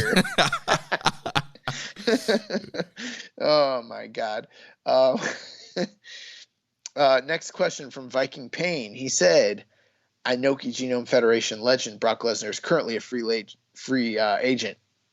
If you were New Japan, would you let bygones be bygones and bring him back? I would not bring Brock back. I mean, I don't know, man. I mean, I guess it would depend on what the contract. Like, you would have to make sure, like, he's actually like gonna do business and not gonna decide like, I don't want to do what you. Bro, look how much business they did with Jericho. They don't have crowds right now, so everybody's in a precarious situation when it comes to Brock because, like, for instance, if you're the UFC and you're on a pay-per-view model, and even they're kind of limited based on the deal that they have with Fox. But let's say if they're on a traditional pay-per-view model, it might make a lot of sense to bring in Brock Lesnar for them. But for like other companies, it kind of depends. For a live touring company like New Japan, I don't know, man. It would make sense long term, I think, if they had crowds. Because, dude, what if you could bring in Brock? What if you could tell a story where you brought Brock in, and similar to like the Jericho story where Jericho kind of like held the title hostage, but instead it's like he comes in and he fucks everybody up. They give him basically the Vader treatment. He comes in, fucks everybody up, wins the title, and whoever he beat for the title, builds himself back up. It's a big rematch, and then he does business and he loses. They could really make a lot of fucking money off of it. A lot. Plus, Brock Lesnar is known in Japan. I think if I was New Japan, I would try to get Brock Lesnar. I think he could make a bigger business impact in New Japan than he can in WWE in 2021. Yeah, I guess my thing, I just want to make sure like they would actually have some kind of actual, kind of locked in contract and nothing where he's going to kind of back out or, we've kind of seen the past of Brock where he kind of just falls out of love. Well, he's pretty much not really in love with wrestling. It's all about the money for him, but he just kind of want to do his own thing. And so. Yeah, but the thing is like the reason that the deal with what was going on back then was like he wasn't getting paid. He didn't just leave because he's a villain and he's an evil guy. He's a smart businessman, and they owed him money. And he's like, all right, you guys owe me money. You're not going to pay me? All right, fuck y'all. I'm leaving. And I'm taking your belt. It is funny that Viking Pain called him an Inoki Genome Federation legend. Like, he only wrestled once for them on their debut show, and he lost. Yeah. I don't know, man. I mean, this is not the days of Inokiism. Like, it's a completely different day nowadays than it was all the way back then. So I could see them. I'm not, and you know what the truth is? I would say the chances of Brock ever showing up in New Japan is less than 1%. This is not happening. I don't think they can afford to actually bring it. I mean, of course they could afford to bring him in, but it would be unwise to spend that money to bring him in right now. But it would be fun. Could you imagine him and Okada? That'd be dope. That's what I'm saying. Him and Tanahashi, him and Okada, him and Naito, Ishii. him and Ibushi, him and Ishii is like my dream match. There's a lot of matches. Him and Suzuki, him and Shingo. Fuck, bro. Come on. Him and Will Ospreay. Yeah, there's a lot of great matches there. They could tell a story. They could draw a lot of money. They could do it in a short period of time. Yeah. So his next question: have any of you guys listened to Tamo's latest podcast about sponsor culture in Japan? I found it pretty interesting. Do you guys think a similar concept could work in America? Well,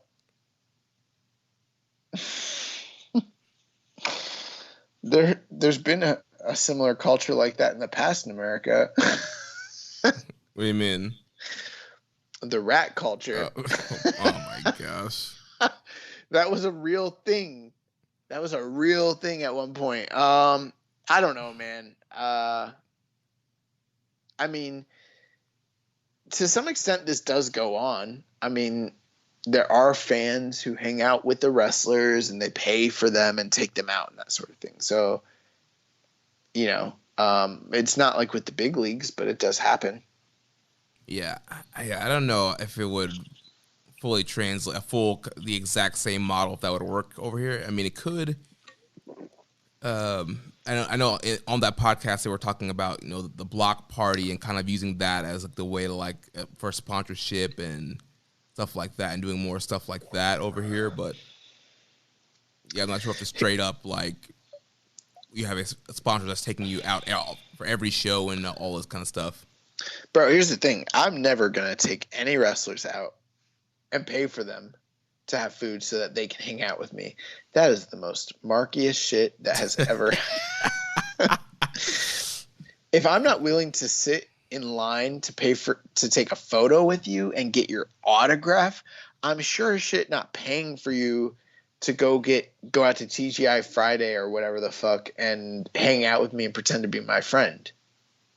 Right. I mean, there's already enough of that going on the internet where everybody on the internet thinks that they're friends with the wrestlers that they're friends with. Dude, they're carny workers. They're trying to get you to give them money. Like, they're not your friends, And I mean, especially for us, I mean, we've been in situations where we've gone out to dinner with wrestlers and we hang out with wrestlers all the time. It's like, and we haven't given them money or, bought them dinner or any stuff like that. No, but that's different because we're media. Right. I'm just saying. But even before. But everyone here knows that we're media, so it is a little bit different. Yeah, that's true, yeah. That is what is going on. Like, it's always an exchange of goods. Like, we're media. Oh, y'all got a podcast? Yeah. Because before we had a podcast network, we were not hanging out with wrestlers. As soon as people found out we had a podcast network, oh, shoot, you guys got a podcast? It was different. Oh, my God. It's just true. His next question. Minoru Suzuki is my wrestler of the year so far, but the man is 52. Now, I thought that once a wrestler reached a certain age, New Japan would slowly move them down the card to dad status like other men in their 50s, like Nagata or Tenzan. Is Suzuki the exception to the rule, or is it because no one is brave enough to tell him? Well, I'll say I don't think your age has anything to do with detracting with whether you can be Wrestler of the Year or not. I mean, look at Chris Jericho. He won the Observer Wrestler of the Year award just last year. As far as Suzuki being an exception to the rule, I mean, I don't know, man. We literally discussed this last week on the show, and it's something that's come up many times. I've said it. The New Japan dad thing is a modern occurrence. It did not exist years ago. It really just didn't. I mean, eventually, like guys like Riki Choshu and Fujinami, I guess, did kind of get moved down. But they were big stars, and they were big drawing stars in title matches forever, for several decades. And it all just comes down to how big of a star you are and how good of a worker you still are. And why would they move you to dad status? The whole reason for moving guys to dad status is because they're loyal to the company. You want to keep using them. They have something to offer, but they're not able to continue to be in a main event role. So you move them down. It's a lighter load. They're able to mentor the younger generation. They're able to be in easier matches, like multi-man matches. They kind of facilitate giving back to the company.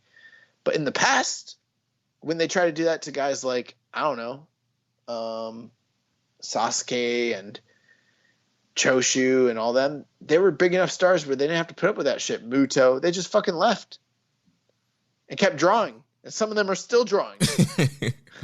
Right. Some of those guys that are older than the dads here are still making more money other places. So, it's not really it's a modern construct. Yeah, like you mentioned, we talked about it before, and so obviously, Suzuki's at the level where he's still having these banger matches. He's still a top star. He could easily leave tomorrow and go work somewhere else and draw.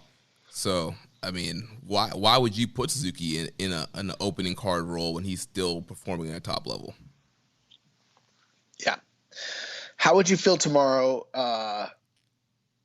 if Harold May decrees that all New Japan wrestlers must get rid of their third-party engagement platforms like Twitch and Cameo, also from Viking Pain?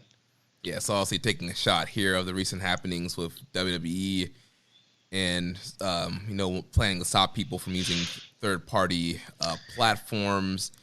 But I guess something came out today that now they can use their real names on Twitch and YouTube and Cameo. Yeah, well, I think the main ones that came out today were Twitch and YouTube. Okay. Dude, because the reports were that Vince was trying to say he owned their real names. Right. You don't own their real names. I'm going to leave that whole entire – I don't know, man. We could rip that topic to shreds right now, but, I don't know if I feel like that's more – One Nation Radio is covering that topic tonight. I know that they are going to have a balanced and well thought out and vitriol-filled take on it. I'm sure they're going to fucking rip that up, like crazy. Yeah. You want to talk about it or no? Man, not really. His last question: whose debut was worse, Master Wato or Matt Sydal? Hey. Don't you be talking about Matt Sydal. Matt Sydal is a great man. That's my trainer. Oh, man.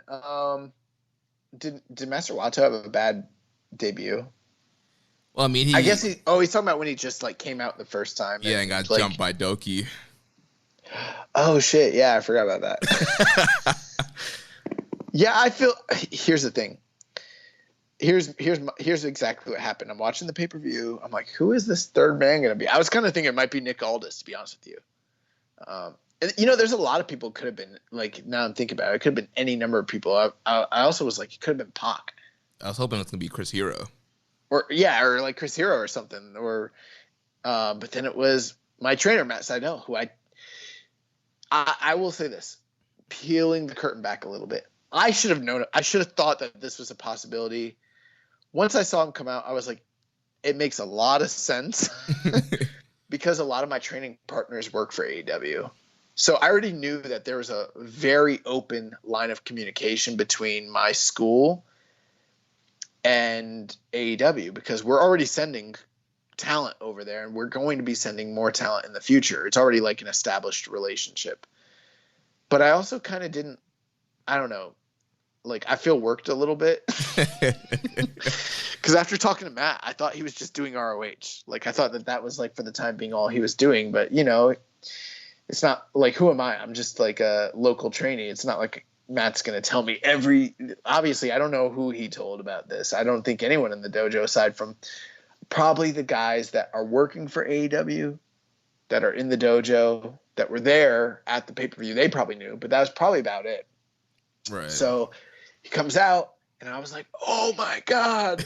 I was like, this is crazy. I was like, not that I didn't think Matt could work there. He's worked everywhere in the world, obviously. And I was like, oh, man, this is so cool. And he gets up, and I was like, shooting star press.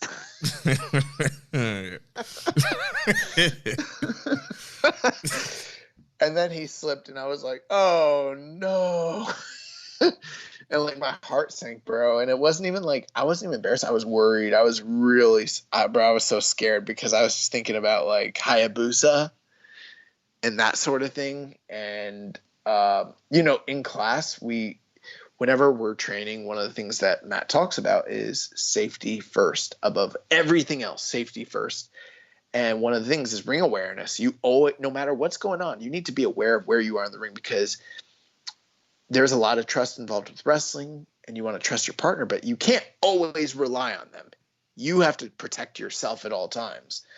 And if something goes wrong, you need to know where you're at. One of the best ways to save yourself is, especially if you're in motion, if there are ropes near you, try to break your fall. Grab those ropes. It's something we do all the time. We literally do drills to do that. And when I saw him falling, I knew he was going to grab those ropes. Like, I just knew it, because that's muscle memory, and that's exactly what he did. So probably saved his life, honestly. Yeah, that was a real scary movie. So I was there live at All Out. And so, yeah, huge pop for Seidel. Everybody was excited. Hit the big knee on Sean Spears on the ramp, runs in, goes for the shooting star. I was like, oh, my, yeah, I was legit just worried about him. I was like, man. But, yeah, I hit him up after the show, and I was just like, everything good, coach? He's like, yeah, all good. And I was like, great. And then I tried to pry for more information about him working with AEW more. I didn't really get an answer, so we'll see. We got some questions here from Kevin from DC, though. Yeah, so his first question says, when will the time come that the main unit group of Tanahashi and the rest suffer a similar fate to Chaos earlier and now Los Ingobernables de Japón? I am, of course, talking about having to put up with the likes of Yujiro Takahashi. First, Okada meanders through a laborious feud that lasts way longer than it needed to, and now Naito and Sons are competing in six-man tags with the lazy sloth. I promise I'm not biased. So he's saying, when is Yujiro going to be moved to a feud with guys from Hantai? Right. Here's the problem. There's nothing wrong with Yujiro wrestling guys from Hantai. That's actually where he belongs. He should be fighting guys like Tenkoji in six-man tags. That's where he belongs. That wouldn't even be bad. But I don't want to see him with Tanahashi or Ibushi. You know, it'd be fine if he fought Tanahashi and Ibushi. It really would, to be honest with you, because Tanahashi and Ibushi are part of the Hantai group, and they pretty much treat those 6, 8, and 10-man tags like days off. You know, it doesn't bring them down, because that's what they're used to doing. It's different when it's Okada and Naito and Shingo. It is different. It just is. He probably should be in multi-man matches with those guys. I mean, I just don't want to see him wrestle at all, so. It does suck, because in the past, Yujiro has been a great wrestler, and a lot of the statements I made this year about him having like that one annual good match a year, that kind of went out the window. Like, he's had more opportunity this year than he's had in years, and he's also squandered it more than he ever has in the past. Like, this really is actively detracting my opinion of Yujiro Takahashi as a worker. But again, it's COVID, it's the current climate and situation, and we already know that it's affected quite a few people in numerous different ways, and not everybody has acclimated to it well. And if you're already a subpar worker, it's probably going to make it harder for you overall. Right. His next question, in all honesty, did you see Minoru Suzuki winning another title in his lifetime before winning and holding their openweight belt? I thought about this earlier after he won the title at Jingu, after he dropped the IC belt to Naito back in April 2018. I thought he was done holding gold. This was further suggested as he appeared to cede leadership to Taichi and occasionally ZSJ. Now he's back in a prime spot on the card as a defending champion. 2020 really is the weirdest year. Well, me and Jeremy both predicted he would win the title. Yeah, I don't know why. I guess maybe it's the age thing, but a lot of people are like, we're seeing a lot of questions about like Suzuki and his age and his spot, and he's winning a title again. It's like the man. Bro, he's a badass motherfucker. He's still an incredible worker. Like, he's still having great matches. He's a great character. He's still a top star, and it's the never open weight title. Like that never title can change hands at any time to anyone, and he's famous with the title. I mean, he's held a title multiple times. The only 3 titles in this company that I could never really, I'd be very surprised if he ever held at this point. Number 1, the most impossible title for him to hold. Actually, there's 4, and I'll put 2 of them together. Both the IWGP Junior and the IWGP Junior heavyweight tag team titles are probably out of his reach at this point in time. I don't see that happening. Number 2, the IWGP title. Little known fact, Minoru Suzuki is the second most failingest challenger for the IWGP title of all time, behind Hiroki Goto. He's had 7 failed title shots. And at his age and at this current time, I think it's highly unlikely, not impossible, but unlikely that he wins that belt. Number 3, I do think it's unlikely, but the least unlikely of these scenarios for him to regain the IC title. I don't necessarily see them going with him as the IC champ again. They could, but the Never title, the Never 6-man titles, the tag team titles, the US title, those are all super doable for Minoru Suzuki. Easy. Especially if he's still going to be putting out, quality work that he is right now.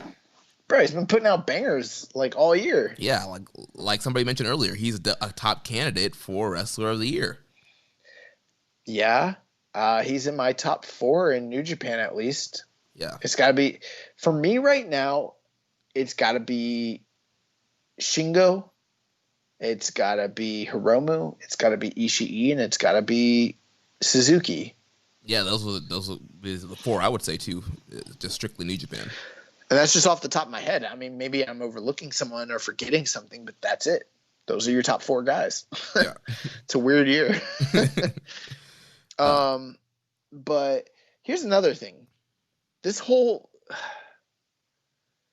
is a problem in New Japan.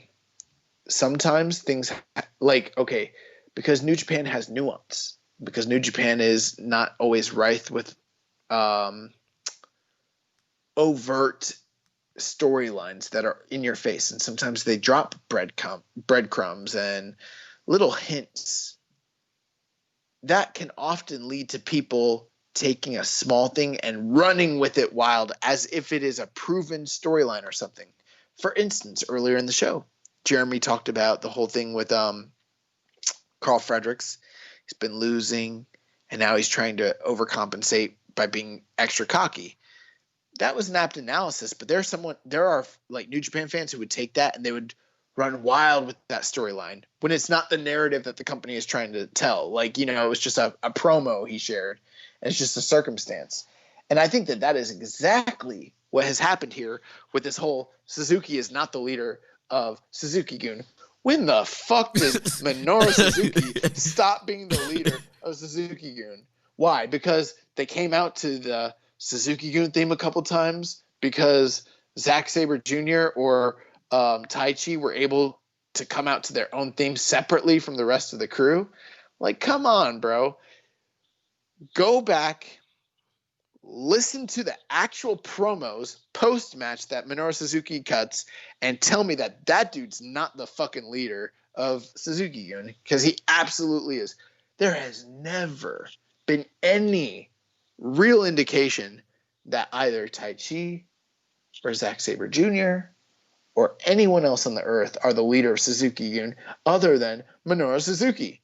It just doesn't happen. It's one of those fantastical fan fiction things that people just they think they see a little hint and they're trying to be ahead of the curve, and then it kind of becomes this talking point, as if it's a proven fact. It is not a proven fact, and we would know. We're the Ace of Podcast. Yeah, there's been nothing that obviously they've definitely elevated Taichi and Sabre, and they've had their spots, and they're definitely the top guys under Suzuki. They're his top 2 lieutenants, certainly. But the fact, everybody, I think it's wishful thinking. People want to see a Sabre-gun. They want to see a Taichi-gun. They want it so badly. So badly. But it's not the case right now. And who knows? Is it impossible? No. Maybe whenever Suzuki decides he's done, or New Japan decides they're done with Suzuki, maybe they do some kind of angle where one of those guys takes over. Dude, I remember 2 years ago, we were on an outside podcast doing a guest spot. And the host of that show at the time, which does not any longer exist, but the host of that show was like, I really think that they're going with this Saber Goon storyline because blah blah blah blah blah, and we're like, that's not happening. And we like literally shut it down. We were like on another person's show, and he's like, no, it's definitely happening. And we're like, bro, that's not happening. Like, when storylines, like, the funny thing is, like, yes, there will always be hints, and maybe it's great to like speculate, but New Japan is pretty overt. When they're ready to go with the storyline, they drive it home, and they do it through an angle, they do it through a speech, they do it through something. They don't leave it lingering, you know? For instance, the Mullen Chaos. That was nothing. You know, that never amounted to anything. You know, if it was something, it would have happened, but it just never did. But like when they, you know, Cody turning on Kenny, that was a real thing. That happened. Now, when Minoru Suzuki cuts a promo in the middle of the ring and hands over leadership to one of those guys, or when one of those guys turns on him and the entire group kicks him out of the group, then we'll know that he's not the leader. Until that time, Suzuki's for sure 100% the leader of Suzuki-gun, and he will murder anybody else that tries to usurp his authority. Right. So moving on to his last question here. He says, fun fact, Bushi pinned young boy Hiromu Takahashi on one of the dark matches at Wrestle Kingdom 7 back in 2013. I know a lot of us, including myself, weren't watching at the time, but did Hiromu show any flashes of ability or charisma that would emerge in the ticking time bomb? For context, I did watch some of his stuff as Kamatachi. He was in the PWG Battle of Los Angeles tournament, weirdly enough, but I haven't watched any of his matches in CMLL with Dragon Lee, a fact I know I have to fix.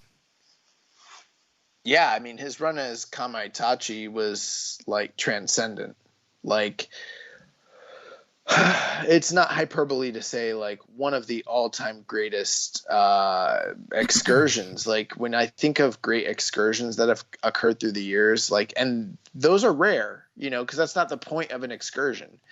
But they happen from time to time, and you look at guys like Kichimuto with his run as, you know, Great Muda, and you think of, like, I don't know, Sayama, Sammy Lee, and you think about, like, Liger, you know, with his stuff as as under his name as Kichi Yamada. Those types of things.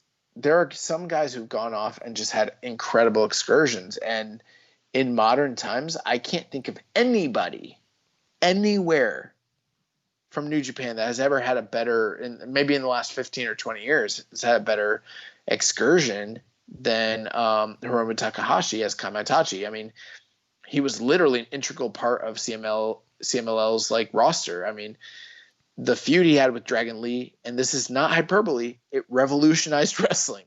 It simply did, and those effects are still being felt even to this day, and they reverberate. And so, yeah, there was definitely flashes as a young lion of what he would come to be. I don't think anyone knew, you know, how great he would be. But once he was Kamaitachi, I think that's when people really knew. Like, when's the last time you heard of a guy on excursion having multiple matches in Match of the Year polls across the world? Because that's what he was doing. And being futurely reported on. Umino's been gone, Narito's been gone, all these guys have been on excursion. You really don't hear the bigger sites talking about them. But Kamaitachi, every Wrestling Observer Radio, like Dave's like losing his mind about something that Kamatachi's done. Bro, those Kamaitachi Dragon Lee matches are literally like, they're like Dynamite Kid Tiger Mask level. They just are. Go watch those matches. If you haven't seen them, go fucking watch them. There's one from the one from Fantastica Mania that is in Japan is just fantastic. And I mean, they had 2 out of 3 falls matches. They had lightning matches for single falls. They had mask versus mask matches, mask versus hair matches, title matches. They did it all. Like they had a very long, prolonged feud that went everywhere, you know. CMLL, Rev Pro, Ring of Honor, New Japan. They literally fought on like 4 continents or 3 or 4 continents. It's crazy. Yeah. Next question here from the Maple Leaf Wrestling History Podcast. Says, always wondered this about you guys. What is what is both your criteria for star ratings? Do you guys actually have a set system to gauge matches, or do you just play by feel? As a follow-up, can there be a perfect 5-star match in the COVID era? That's a great question. I wouldn't say that I have a perfect system, but I mean, some of the things I take into consideration: the story leading into the match, the build, the atmosphere of the match. You know, what are the stakes? Is there a title involved? Is there a stipulation involved? A gimmick? The crowd itself. How is the crowd reacting to it? The actual work itself. So, you know, you're talking about psychology. You're talking about work rate. You're talking about, you know, high spots, everything of that nature. Just the actual work of the story and the work of the match, the finish of the match. All of these things kind of encapsulate a great match. But like, I don't have a perfect system where I'm like, all right, well, they did 8 in this category, 9 in this category, but 4 in this category, so I'm gonna give them a 7. Like, it doesn't work that way for me. It is kind of a gut thing, but I'm taking all those kinds of considerations into effect when I'm thinking about what I think is when I'm trying to rate a match. Plus, I am weighing it against history and what I think it kind of deserves to get based on the wealth of information that we have from all the other matches. You know, just my opinion. Yeah, mine's pretty similar. I don't have any set system or formula. Obviously, there's different styles I like, but also it's, you know, you mentioned the story of the match. What do they do in the match? The build, the crowd reaction, the atmosphere, the stipulation. What are they fighting for? There's so many that stuff can go into, you know, the length of the match. You know, the spots. Like, there's so much that goes into it.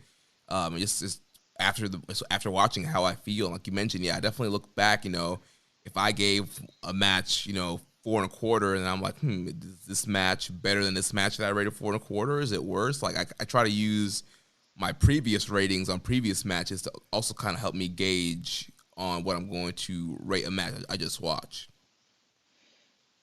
Yeah, absolutely. So what do you think about his question about could there be a 5-star match in the COVID era?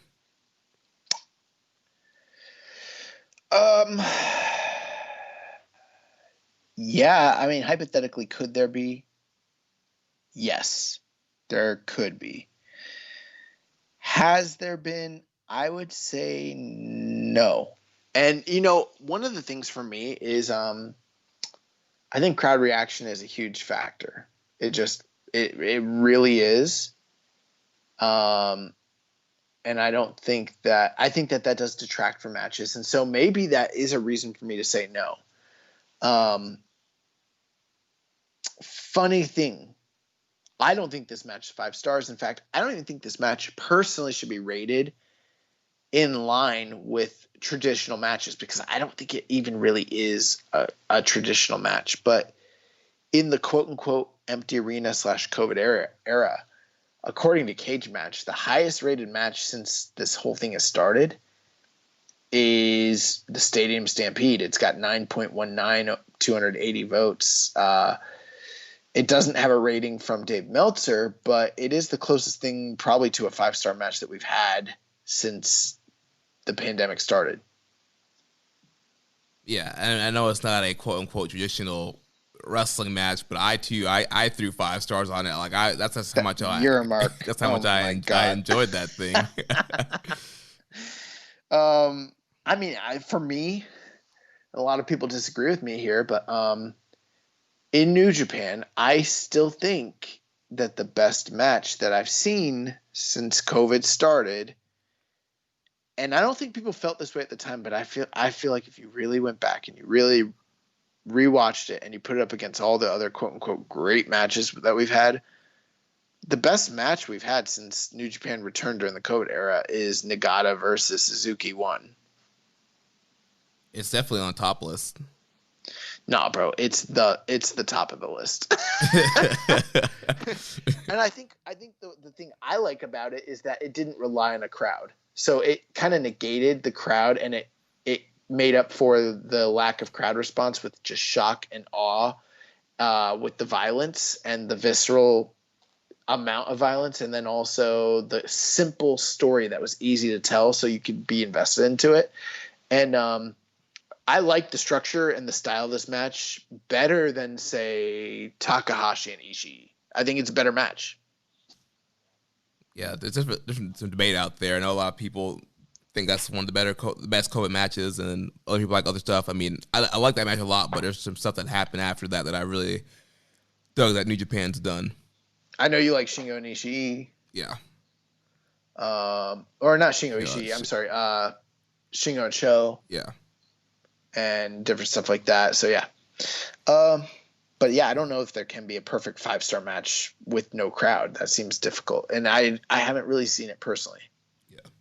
So last question here is from a new friend of mine named Jen. She's not really a wrestling fan, but she knows that I went to All Out this weekend, and has been asking me about the live experience. And on the way there, I was telling her, it could potentially be one of, the best shows of the year.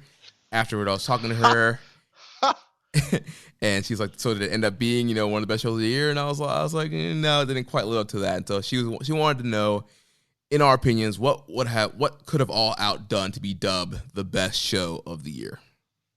Jeremy, who's Jen? She's a friend of mine. Who's Jen? Who's Jen?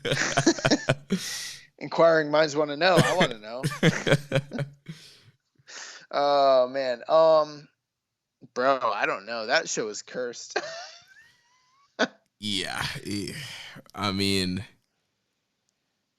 I'll tell you a few things that could have been done differently. The crowd needed to be mic'd. We couldn't hear the live crowd for shit. I mean, like, at all. The other thing that they needed to do, the crowd, quote unquote, that they had I don't know if you've noticed this, but on a Wednesday night Dynamite show, the actual quote unquote crowd is filled with actual top talent. Guys that are like part of the company that would be working, say, a pay-per-view. On this night, most of those pay-per-view workers weren't in the crowd. So you had like a lot of like dark talent, a lot of jobbers, that sort of thing. Bro, they didn't react to the things they needed to react to. Their whole job, they're getting a paycheck to sit ringside and to be a fan and to get the show over. They did a terrible job of it. I mean, seriously, like, for real, terrible job of it. Few other things. I know not all of the freak accidents that happened are their fault, but like, dude, they didn't need to powerbomb Darby Allin in a fucking body bag full of what's tacks. It called? A body bag. Yeah, they didn't need to do that. They need to put him in a body bag with thumbtacks and drop him like that in a battle royal where no one's even gonna notice or see it. Like, that was terrible booking. They needed to prep the Matt Hardy stunt better to help avoid what happened. I think that they were negligent in the way that they prepped and did that stunt. I think that they were negligent in letting the match continue no matter what the doctor said. And I'm telling you, compared to what the NHL and the NFL does for concussion protocol, they didn't do the right thing there. And even if hypothetically he didn't quote unquote have a concussion, I saw that man fall 2 or 3 times and hit his head on concrete. So there's definitely something fucking wrong. Even if he doesn't have a concussion, stop the match. What you don't do, no matter what you do, you don't let him climb up on a scaffold. Right. That was terrible. Maybe better agenting, because that FTR match, I don't care what kind of rating it has on Cage Match or Grapple, bro, that match sucked.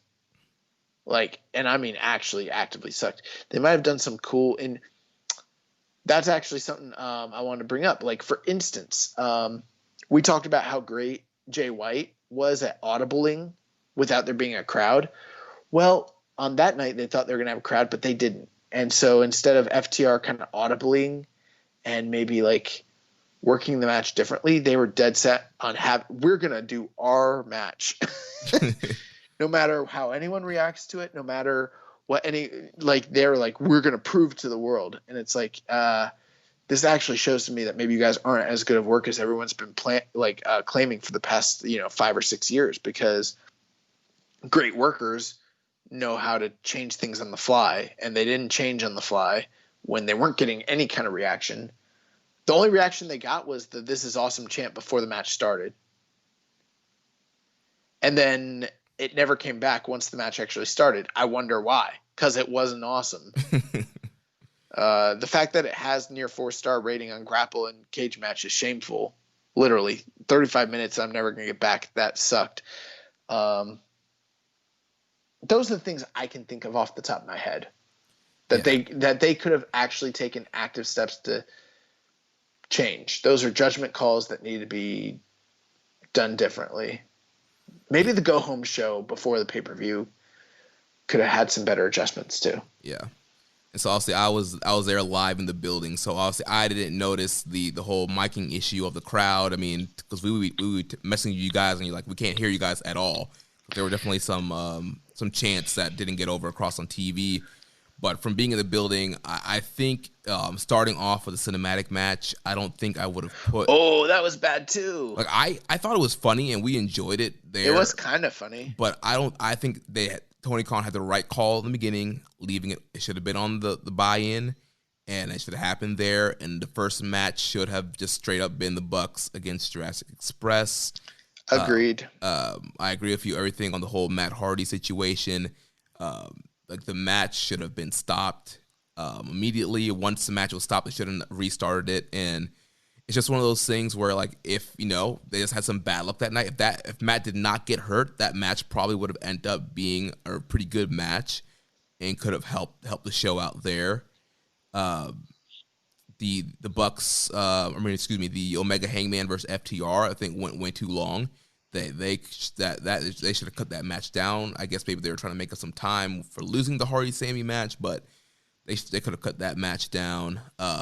And the Hardy match definitely did hurt the flow of the show. I felt like Thunder Rosa and Cheetah, they killed it. They worked really, really hard, had a really good match, but people were so kind of worried and confused, and everything was going on with what happened with the Broken Rules match that took a lot of kind of just kind of energy out of the building for that match. Plus, it was super hot, very hot and humid. We were sweating our butts off out there, and so that definitely helped, kill the energy of the crowd. And well, I don't want to sound inhumane when I say this, but it's like, okay, but what are the workers who are getting paid to be fans at ringside supposed to be doing in that situation? If they, first off, I think that they should have probably, like I said, stop the Matt Hardy match. Just stop it. Just stop it to be safe. Then they probably should have sent some sort of memo or word of re-encouragement to the workers who are at ringside, like, hey, Matt's okay. We're checking up on him. Give them some sort of support. Give them some reassurance so that they can continue to fulfill their role. And then someone needed to be monitoring how they're reacting, because, like, if I was Tony Khan, I don't even know if I want to really pay those people, because, bro, they didn't do their job, Like, if you're going to sit silent for several matches during the pay-per-view and you're getting paid to be there as a crowd and as an on-air talent to be a crowd, what am I paying you for if you're just not going to say shit? Like, I understand that they might have been shaken by the Matt Hardy thing, and that's understandable.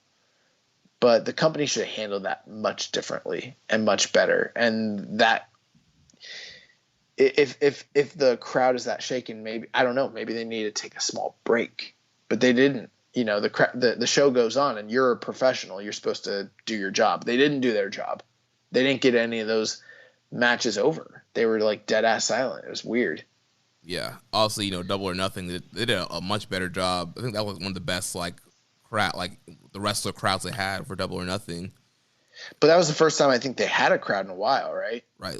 Well, I think they had been doing it for Dynamites leading up to that. Okay. Yeah. One other thing, they could have had you guys closer to the ring. Right. I mean, it's an open air arena, and I mean, even in that center section, you're not even, I mean, I'm not a doctor, but you're not that close to the ring where you'd be able to like potentially spread droplets to the wrestlers if you were infected. They could have maximized that space and kept you guys closer, maybe at least for sound, but they had you guys pretty far back. Yeah, they did. So, and I get it. It's safety and it's cool. You know, that's great. But I mean, let's do it within reason. I mean, there's no reason that in an open air arena, they couldn't have you guys closer for the sound effect. I don't know. Or like you said earlier, just get better miking. They didn't mic you guys at all. We couldn't hear you. It's crazy. Oh man. But yeah. Overall though, it was a fun experience, and it was fun just to be at a live wrestling show again. So definitely enjoyed myself at All Out. I'll tell you one other thing they could have done to be dubbed the best show of the year. Be New Japan, have it on January 4th, and put it in the Tokyo Dome. Unless you can do that, you're probably not going to have the show of the year. I'm sorry. All right, so now we're going to end off real quick with the recommended match of the week. So last week you recommended to us to watch Wild Pegasus and Shinjiro Otani versus the Great Sasuke and Black Tiger. This match was freaking awesome. Tiger and Sasuke, they were doing a lot of cool double team maneuvers throughout the match. Ended up getting the heat on Otani. Otani does a great job selling all throughout this match. Again, we talked about this during the final countdown. Otani's, his springboard, where he literally just like straight up like bounces off the rope and it's like a springboard plancha. Yes. Dope. Otani and Sasuke, they had some great back and forth pin sequences throughout the match. Pegasus and Sasuke had some great chop sequences. Sasuke did a wild dive from the top to Pegasus on the outside, and both partners are trying to get their partners back into the match after that. There was a great near fall when Pegasus has a super backdrop, but Sasuke reverses it mid-air into a crossbody, into a pin. That was really close. Black Tiger got some great near falls on Pegasus, and then for the finish, they tried to do a Doomsday Hurricane Rana on Black Tiger, but didn't quite land like that. And then Tony ends up hitting a Tiger suplex on him for the win. Yeah, man. What would you go with the ratings on this one? Probably go like 4.5. Yeah, that's about where I'm at. So that's pretty good. I'm glad you liked this one. Yeah, it was awesome. So my recommended match of the week comes from Casino Road, July 20th, 2013. The Rainmaker, Kazuchika Okada versus Prince Devitt. Why? Well, it's just one of those things. I know it was my turn to pick recommended match of the week, and so I was just like looking through Cage Match, trying to look through some matches I haven't seen, something that would just be good to recommend, and I just stumbled across this one. So I don't know if you noticed this. Like, you be recommending a lot of Prince Devitt shit to me. That's all. I'm just like, man, you really like Fergal. I don't know. I do. So nice, man. Well, I'll definitely and plus check that out. he might be the NXT champion come tomorrow night. I don't care. So yeah. All right. Well, I think that's gonna do it. Anything else? Nope, that's it. That's going to wrap up the show for this week. So next week we'll be back to have our G1 preview. We'll have all the participants and blocks. We'll have Chris Sampson from SportProWrestling.com on here with us to preview and break down G1 Climax 30. So if you enjoyed today's show, please consider making a donation. Visit socialsuplex.com/donate. Click on the donate button under the Keeping It Strong Style logo. Make sure to connect with us on social media. On Twitter, we are at KI Strong Style. Also follow us at Social Suplex. You can follow me at Jeremy L. Donovan. Follow us on Facebook, facebook.com/Social Suplex. On Instagram, we are at Social Suplex. Also follow us in the Wrestling Squared Circle Facebook group, facebook.com/group/Wrestling Squared Circle. You can also find us on Reddit. I am the Pro Black Guy. Josh is Keeping It Strong Style. You can email me, Jeremy at socialsuplex.com. Make sure you check out all the other shows on the Social Suplex Podcast Network. On Sundays, we have One Shit Radio, hosted by Rich Latta and James Boyd. On Wednesdays, we have the Ricky and Clive Wrestling Show from Scotland. On Thursdays, we have the new Grave Consequences Podcast with Caleb and Maserati. On Fridays, we have 8-Bit Suplex with Josh number 2 and Sandy. And Saturdays, we have All Things Elite with Floyd and Austin. So don't forget to subscribe and leave a rating and review. And we will catch you next week on Keeping It Strong Style, the ace of podcasts. Ain't no dangerous techers goon. It's Suzuki goon.